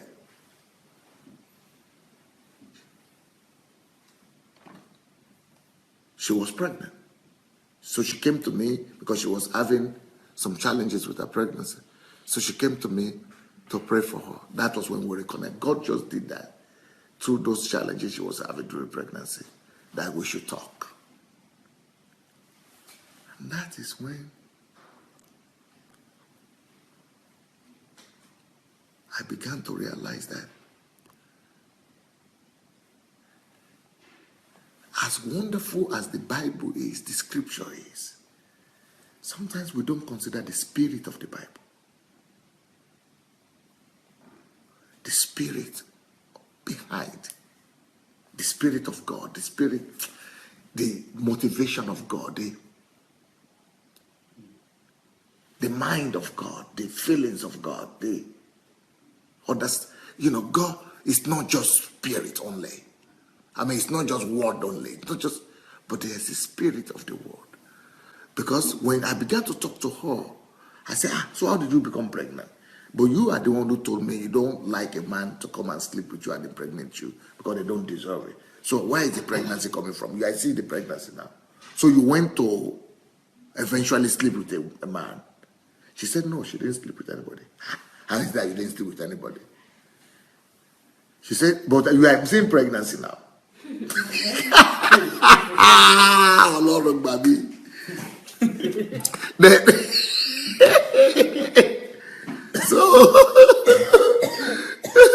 So she now was the one who was giving me education. I was sitting in her car and she was now educating me. She said, no, there is something in medicine now. In vitro? Huh? In vitro, maybe. In vitro? Where they inject you? Yeah, what do you call it? I think it's in vitro. In vitro. Mm-hmm. In vitro. In victory? In vitro. In vitro. Mm-hmm. In vitro. Yes. In vitro. Okay. Right. She called it something, but so in vitro or whatever they call it. So anyway, at the end of the day, the whole gist is that what she did, she went and get somebody's sperm or bought it, or no, she made arrangement for somebody's seed, a man's seed, sperm, and went also and made arrangement with some hospital somewhere. So those hospitals, they specialize in that thing. Yes, that's their specialty. They make women who, even if they are married, those women are married, they could be married, but the man might be having some challenges, or the woman might be having some challenges. So they take the seed of the man and put inside the woman, and then that's how even married women who cannot have children, that's how they have children. So, but this case, she was not having a husband, but she still made the same arrangement with the hospital. So, and then, but what she said is, she was also telling me, this is just the first one. This is just the first one. I want to try this one out first. And then I have some of the sperm that I got, they are being iced or something, being stored. Frozen, yeah, they are frozen somewhere. And so that she wants to go again. If this one works out very well, she'll go and get another child again. So I said, so tell me, can I know the person? She said, no, you cannot know the person. She doesn't want me to know. Okay. So I said, so how did you get the sperm? You bought it? She said, it's the same thing. If you go and buy any sperm somewhere, it's just like adopting a child whose father you don't know too, or mother you don't know. She said, no, because she's a smart lady. She's a millionaire, multi-millionaire. So she's a smart lady. She arranged everything. She calculated everything. She said, no. She said, what happened is that there is this very important person in her life that she respects so much, but she cannot love.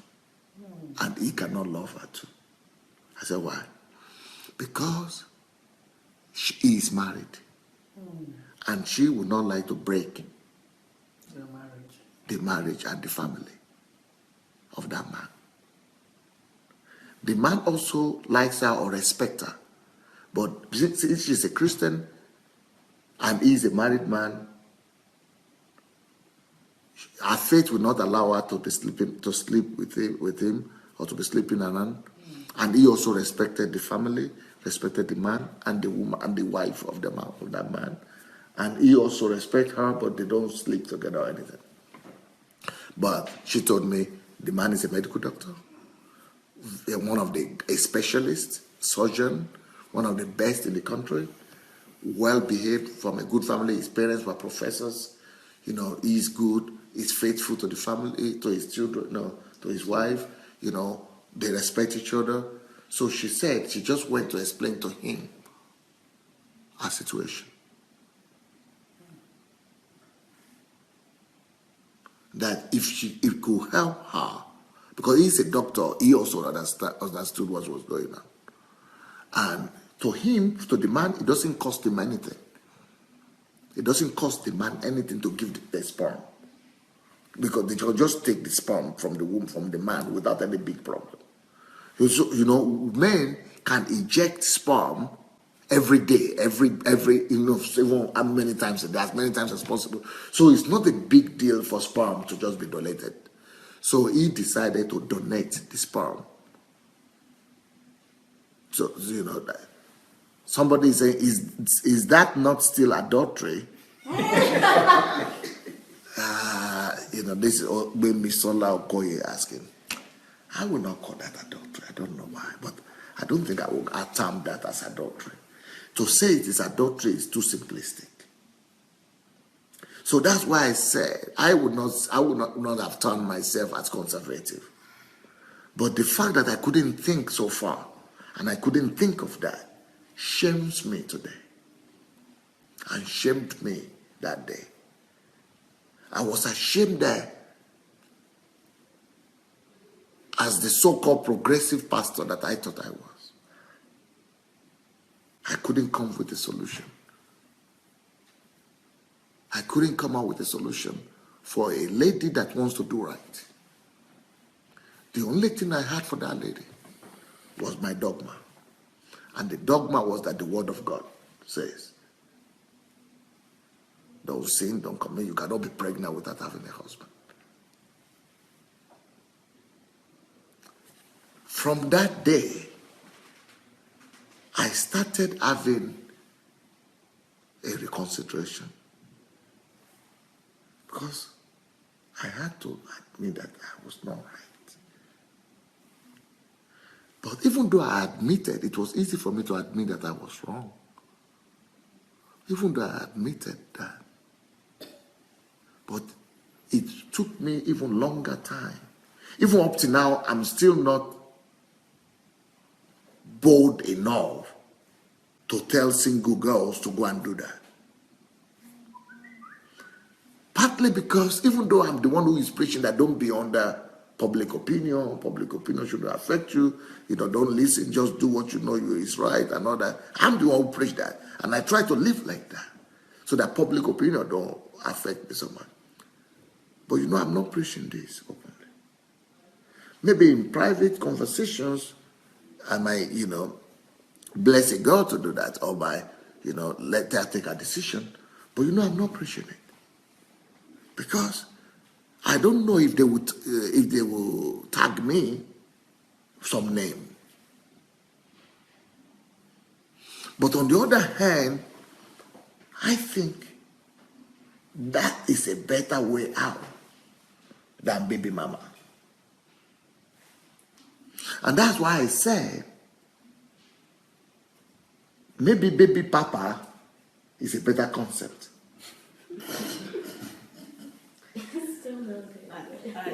No, maybe not really physical papa, baby papa, but this way, through sperm bank. Although I know of another situation in England, a situation happened in England, maybe you heard about it, when a man, a 60-year-old man, doesn't work anymore because some women started approaching him for sperm, like the donation of sperm. But what he does is that he does it for money. So he's selling his sperm, and he could get those sperm as many times as possible. So he went and signed a contract with hospital that if anybody wants to have a child and they don't have men, or they don't want to have men, so he has an agreement with the hospital. So now the man is having 1,000 children. Yes. Because he had given sperm, you could give sperm one time, and that one time it could be 5 or 3, 4 children could come out of that. So he's now having 1,000 children that he has given birth to. So, and to tell you the truth, you will not believe this story. I have been approached with similar requests. I, Pastor Sunday, have been approached. Wahala there. Huh? Like what? So I'm saying women have said, Pastor, we are single women in the church, even from other countries. We are single women in the church. We are now approaching 40 or 30 something or 40 or so. And they say we should be, and we are virgins, forever virgins. Because they say it's fornication and adultery to go and have boyfriend and all that. So we are all virgins all over the place. Half of church is now virgin ladies of 40, approaching their 50. We have believed God. Some of them have done deliverance. And some of them have been so that the husband will come. But they are not coming, those husbands. Because half of those husbands are in prison. Those supposed they husband. Now to find husband is very difficult. Because most of the men, they are even not saved. And even out of the ones that are not saved, out of them also, they are in prison, or they are in drugs, or they are already married. So the chance of having women all engaged and married is becoming rarer by the day. So the married table or the married potential men, so the women, 80% of the women are fighting for like 20%. Or 10% of the men that are married. Because even the ones that are known or in prison or they are Christians or are in church, they are irresponsible. They not be good. They are not marriage material. So these women are telling me, Pastor, please, we are begging you. Can you be a donor? So that you just go to hospital and give because we believe in you. They listen to me. We believe in your mind, in your character, in your potential. All the things that you have is what any of us women desire. So if we are going to have children, we don't want to sin, we don't want to do adultery, but we want to have some reliable genes. Up till now, I still don't have an answer to that question. And I'm afraid to discuss with my wife. But you know the problem.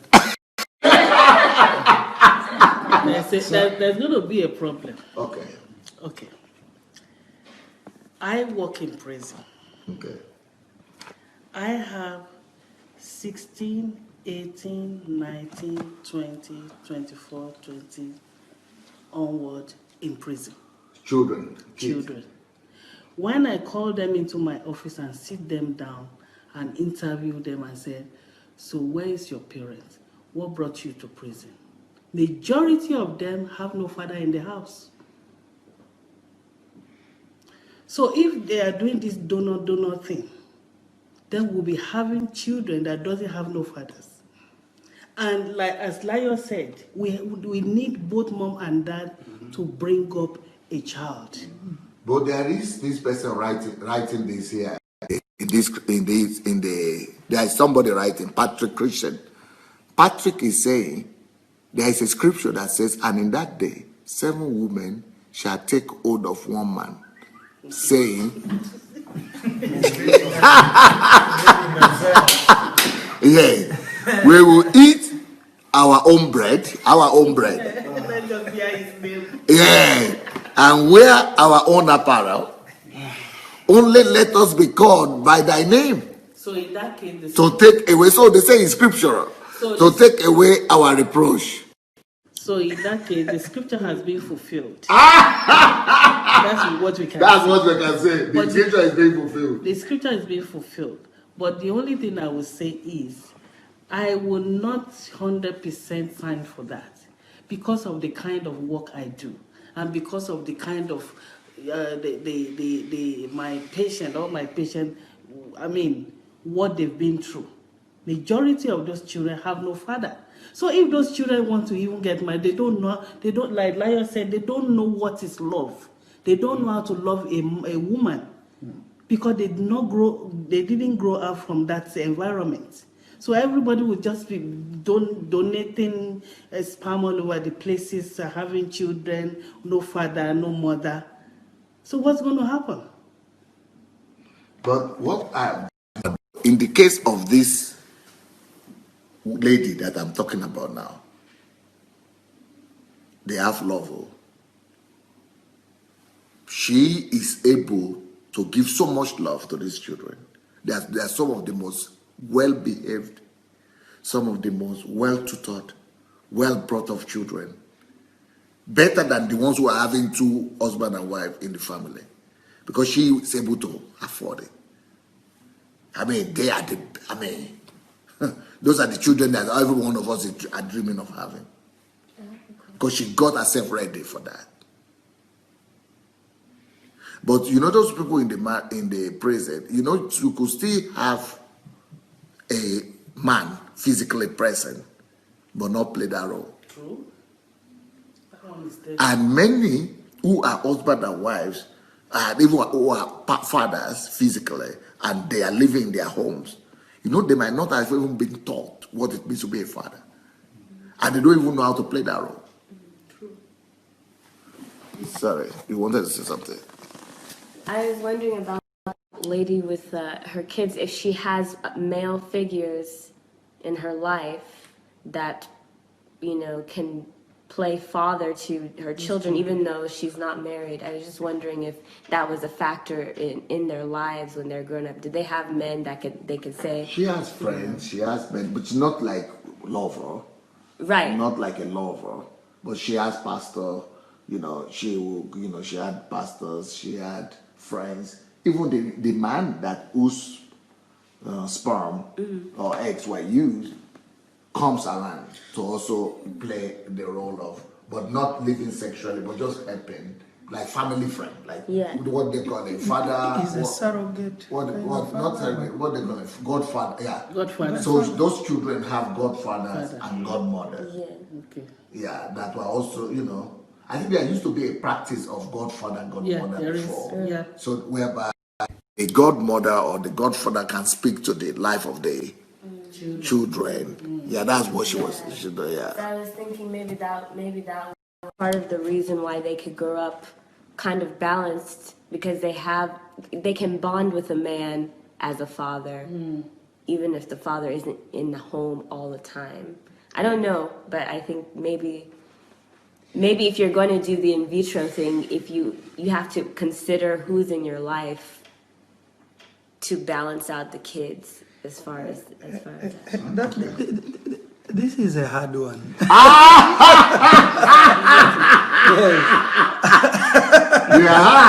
are not feeling my dilemma. I think remain with the dogma. It's a hard one. It is really a hard one, because even as you explained, I am not agreeing completely. Me too. You see, like I think Pastor Ronke is noting. I mean, to me, I don't have a clear scripture basis for it, but to me it looks a bit of adultery. Or really, frankly, I do not have. Sometimes you may not be very exact, but then your gut feeling tells you this is something that is not. That's not right. I can't put my hands on it, but I just feel it's not right. But the other bit that I have had, and I know because I have a colleague in my country who has been doing that, sometimes for one reason or another, the wife may not be able to give birth. So the husband, they go to the hospital so that his sperms can be used to, I think, they get the ovary of the lady, his wife, and then also his sperm, and then they grow them together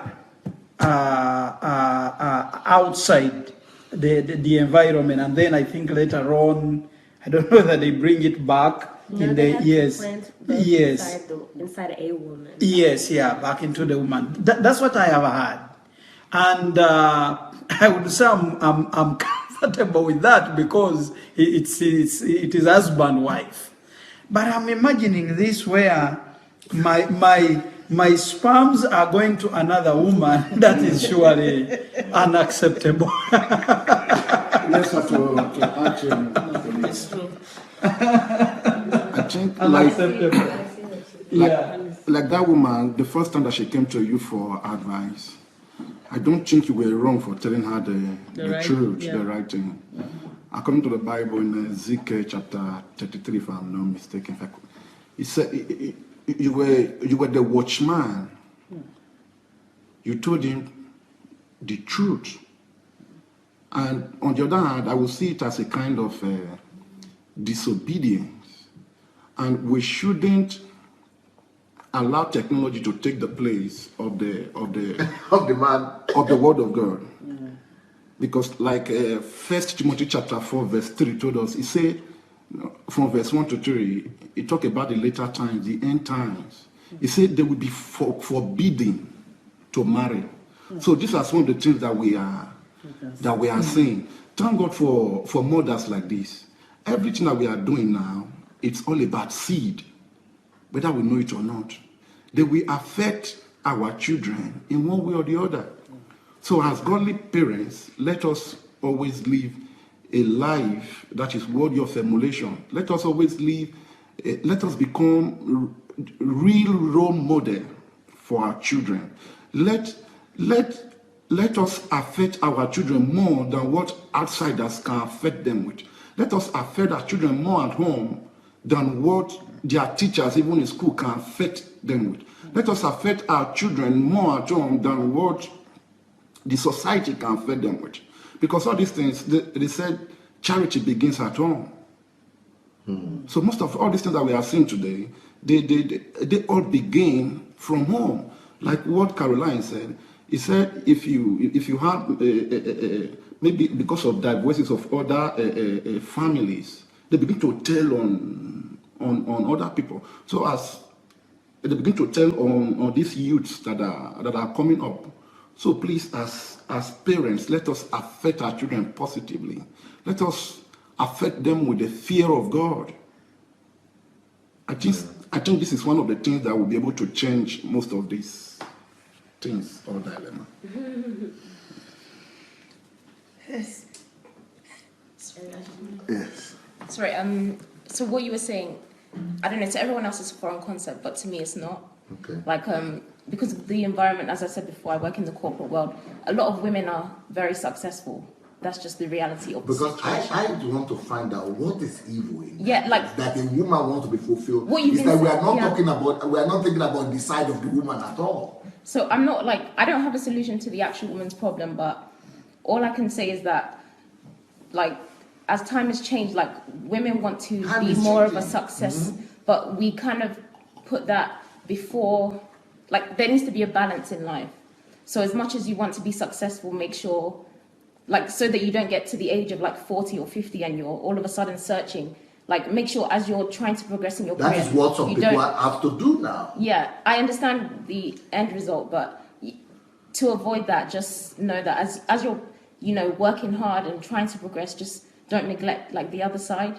So everything once I Because said, what about when in the case when, like in England, yeah. do you know that in England, the men, especially for the black community, is catastrophic. Yeah. You cannot have, especially if you want to marry into your race, if you want to marry into a black community like you, or Nigeria or something like that, you know, you are going to be in trouble as a lady. Because there are not too many of them who are not married, who are free. And those who are not married, they are not as serious. They are not even marriage material that you could look into.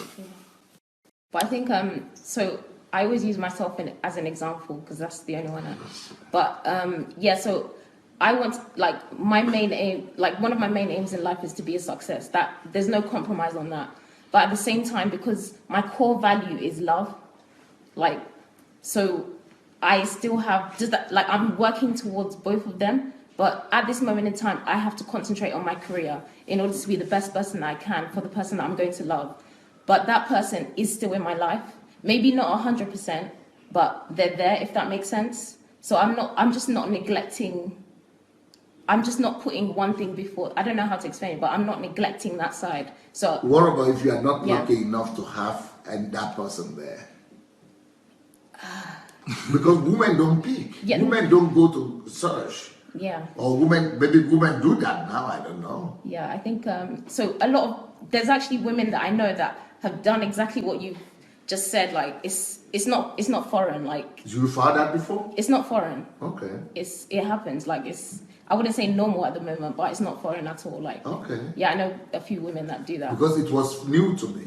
I didn't know women do that. Yeah, but it's, You also have to look at the fact that in the story that you told us, this woman was saying that she gladly would have been with a man if there was a man who wasn't intimidated by her money and her Yes. power. Yes. If there was a man who wasn't just messing around, who wanted to be Just taken be- care yeah, of. Yes.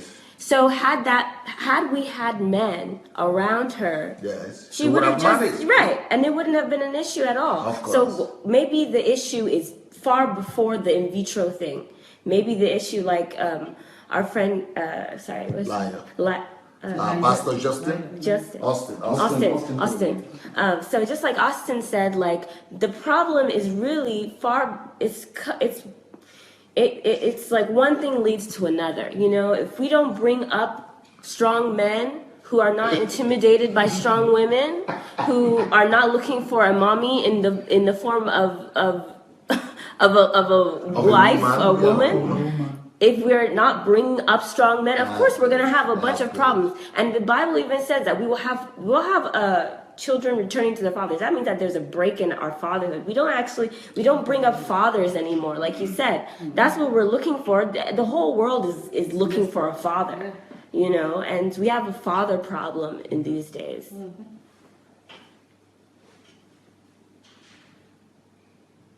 Yeah.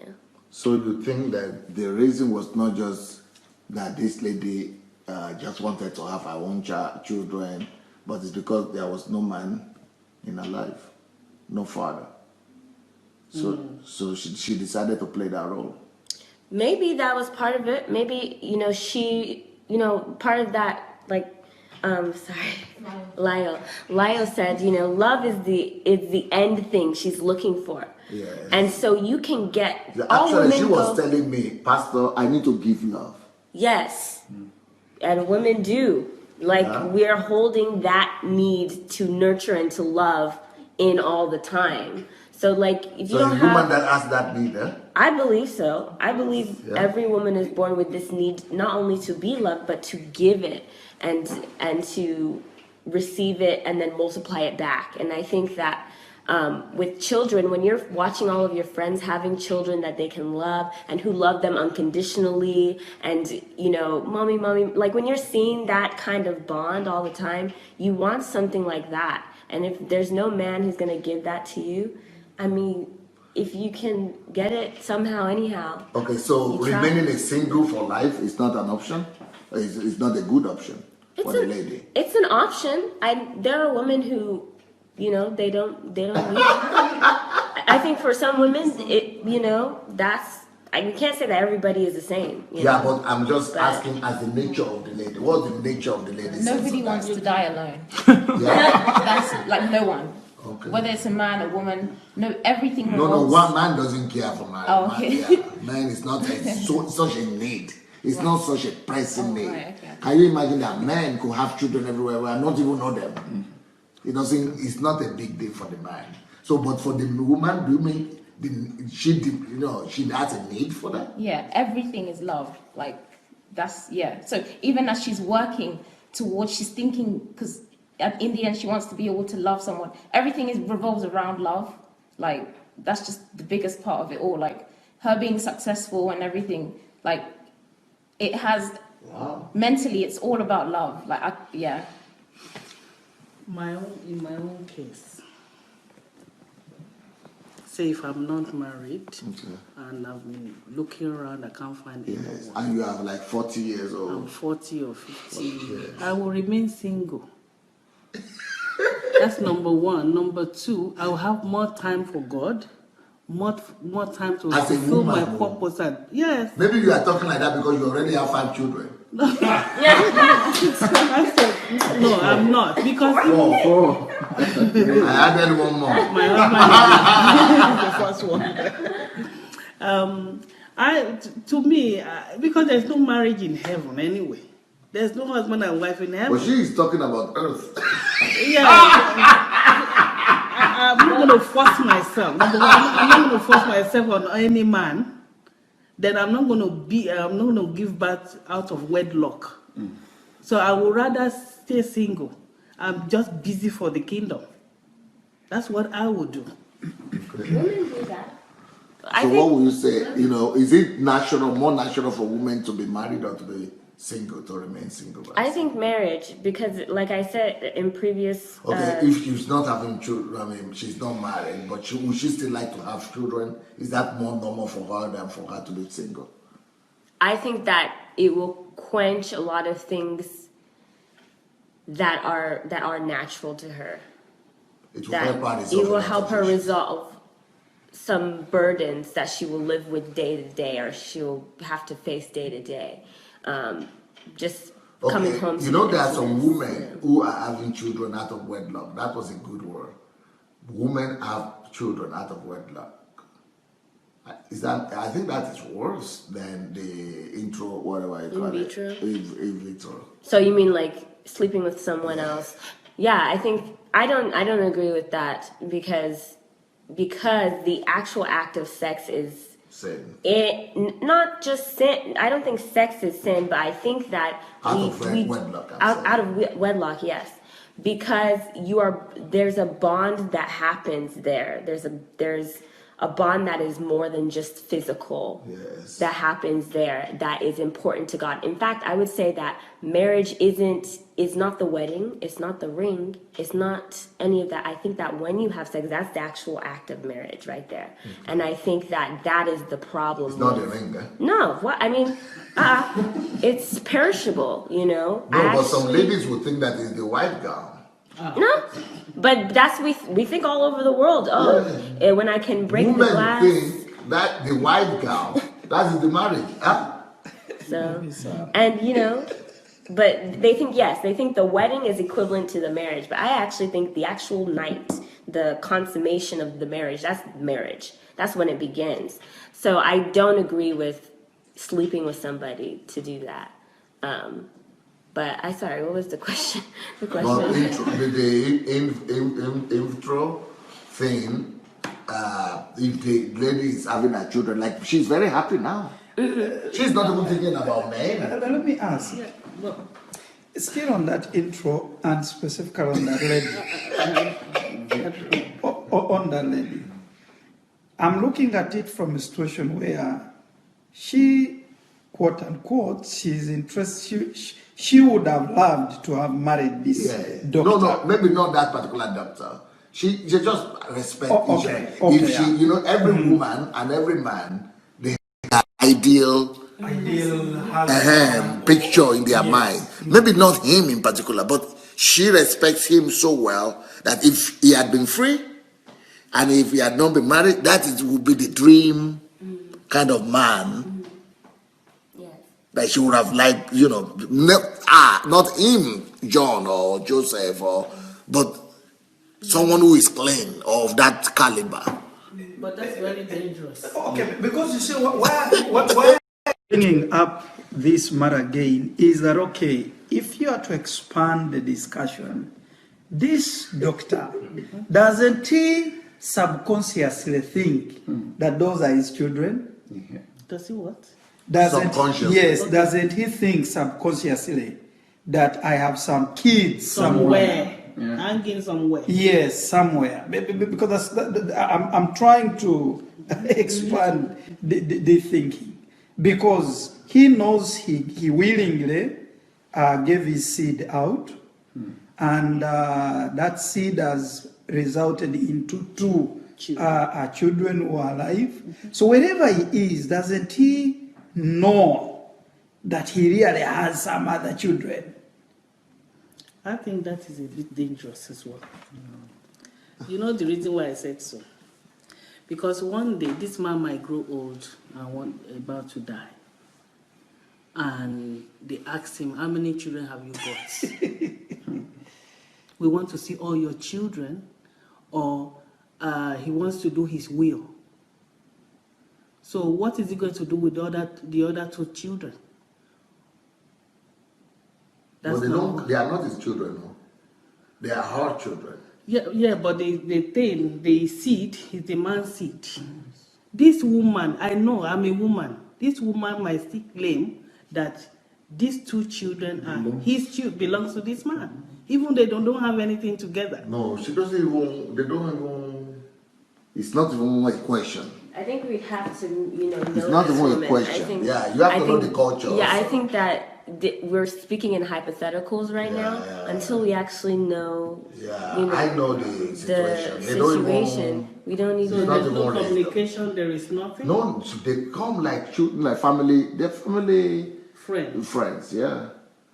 But they don't just have, with the wife also, with everybody. No, just nothing sexual or nothing love or relationship. Because I would have preferred her to do it with somebody that She doesn't know at all. Yeah. Instead of somebody that you know. Yeah. Because anything can arise at any time. And that's the point Anything I can was happen. Especially if the children resemble the man. Or another one is the woman in the house. What about the woman in the house? The woman's children in the house and the woman's children outside. They meet together. Mistakenly. They don't know that they are children. They don't know each other, but they found out that they want to get married. And And then what's going to happen? And then the dad can't say, this is my daughter. The other woman can't say, well, this is your dad. What's going to happen? Like he's godfather, so it's almost like uncle. So you would never be interested in your uncle's children. Same blood. Like a lot of people, it's like this is the first time. This is just foreign to a lot of people. They've never heard this. They can't comprehend it. They've never seen it. But I know a lot of women that are successful and like this. So this is not. It's a matter of like understanding and your knowledge. Like this is foreign to a lot of people. It may not be right to some people. Then that's fine. But yeah, obviously we're talking, as you said, hypothetically at the moment. Yeah. So yeah, there's a lot more to it. Yeah, anyway. And sir, Yes, sir. I believe the truth will come out one day somehow. Yeah. Somehow. No, even here, because what is the woman now going to tell her relatives? Maybe they ask her, who is the father of these children, or how did you get these children? I know of one lady. But that's based on their own understanding of the culture. Exactly. I know of one lady. Everybody knows that this woman cannot give birth. So she went away. She went away, let's say for 2 years. Then she was coming with a baby. Then they asked her, "Where is this child coming from?" She said, "It's my child." Now this child has no identity, no document, nothing whatsoever. Maybe to even have, I'm talking about Europe here. This child, when she's sick, you cannot take her to the doctor or something. No, why? If it's a child, she could get documents from him now. Yes. Maybe she went to, I don't know how she got the child. So Any woman can register her own child now, even without having married. Excepting now, maybe with their new laws or something. But there's so much loss. But sir, in the case of that doctor, the doctor would have helped the woman by telling her the truth. I cannot do this. Because anything can happen tomorrow. Except maybe the doctor is going to come. It's an agreement now. He's helping her. He rather helped her. He was very grateful to her. What about the man that is being paid for it? Women are paying money to buy sperm. I think that is better. That one is business. Let me, yes. I think it's the opposite. I think rather that it is better to just do it as a blessing, as a help, like the doctor did, than to do it as business. In fact, there are some people who are thinking. I was discussing this on my program, Ask Pastor Sunday one day, and somebody was saying that man that has sold, sperm to 1,000 women, yes, that is not good. I said, what is bad about that? He's helping women now. He's what? Helping women. And then the lady told me that, but he's getting money for it. If he's really happy, he will not get money for it. So that's what he's thinking is because of the money that makes it bad. But you are thinking business is good. But no. But in all, it is against the will of God. Okay. What will you say about it, Kevin? The sperm bank business. Personally, I wouldn't do that because. But you will do the baby mama. Wait, that's what you wanted to see, do. wait, the baby mama situation. Oh, one second. No, wait, one second. But it was for it. The baby mama situation. Maybe I didn't make myself clear, but about that, I didn't mean I'll just have babies and then I'll just dump her. I meant that I would have babies and we'll be together, but it won't be a marriage because of that legal stuff that she spoke about. That's what I meant about that. So obviously we'll still be together. Is it not the same thing? Not really. Not really to me anyway. Not really to me. But okay, let's see what the woman will say about that. Okay, that's what I was saying, is that marriage is not the wedding. Yeah. It's the actual act. Yes, go ahead. It's the actual act, I'm not gonna, I'm kind of uncertain about saying this out loud, but to me, two people who are living together and have a kid, they're married. That whether or not they have the paper or the ring, they're married before God, in my opinion. Okay. So that, anyways, that's what I would say to him, but he can finish what he was saying. They wanted to finish your video. Think you talk now. About the sperm bank stuff, I wouldn't do it because for me the way how I see it is, I have a child out there and I don't have any connection with the child, and any child I bring into this world. So it is sperm that determines a child for you. Well, the combination. So if that happened, I would want to be connected to the child, essentially. Because men think sometimes that they have a child just by sleeping with a woman. But I think that if you want to say is your child, it takes more than just sleeping with a woman. And it takes more than just releasing a sperm. For you to call a child your child, you've got to invest yourself into that baby. Your time, your character, your values. For example, me, I don't know my father. Up to today, I've never met him. And I don't even know if he's alive or he's not alive anymore. I've never met him. But my mother was only married to him for 6 months. But I have a father. And I have a mother. As far as I'm concerned, my father is my grandmother who brought me up. And my mother is my grandmother who brought me up. Because my mother, the biological mother, she gave birth to me when I was 3 years old. She was gone. She went to marry another man. So left me with my grandmother. And my own father, he never even saw me, maybe.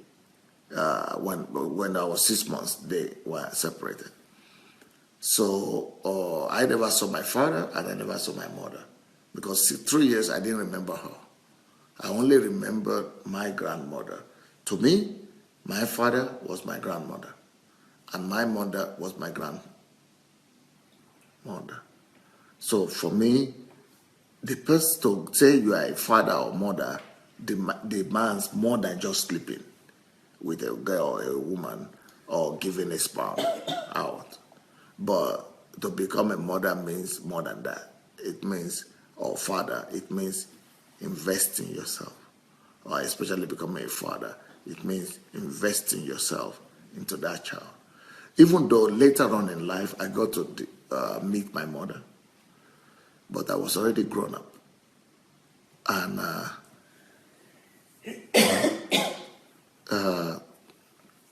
I was already grown up. And by the time I met her, I tried my best to feel connected to her because she was younger, more beautiful, unlike my grandmother. So as a little baby, as a teenager, I wanted to call her my mother because she was good, beautiful, young.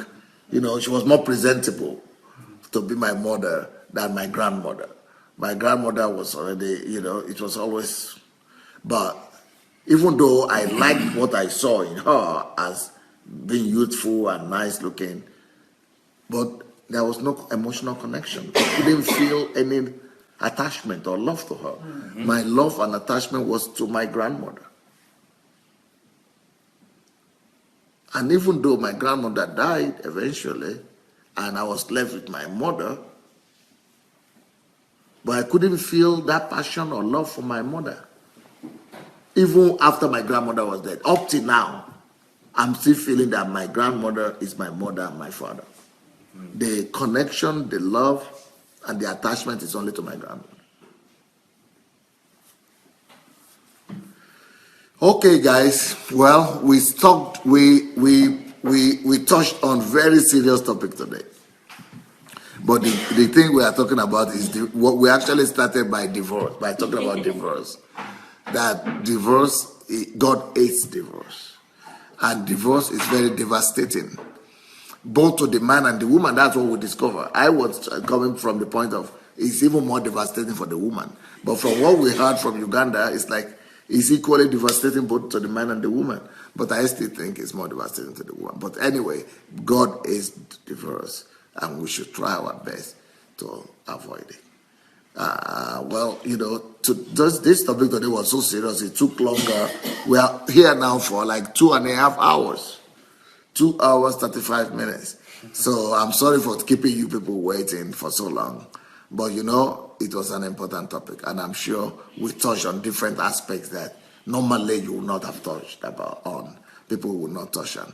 But I hope this blesses somebody. God bless you, everyone. Bye.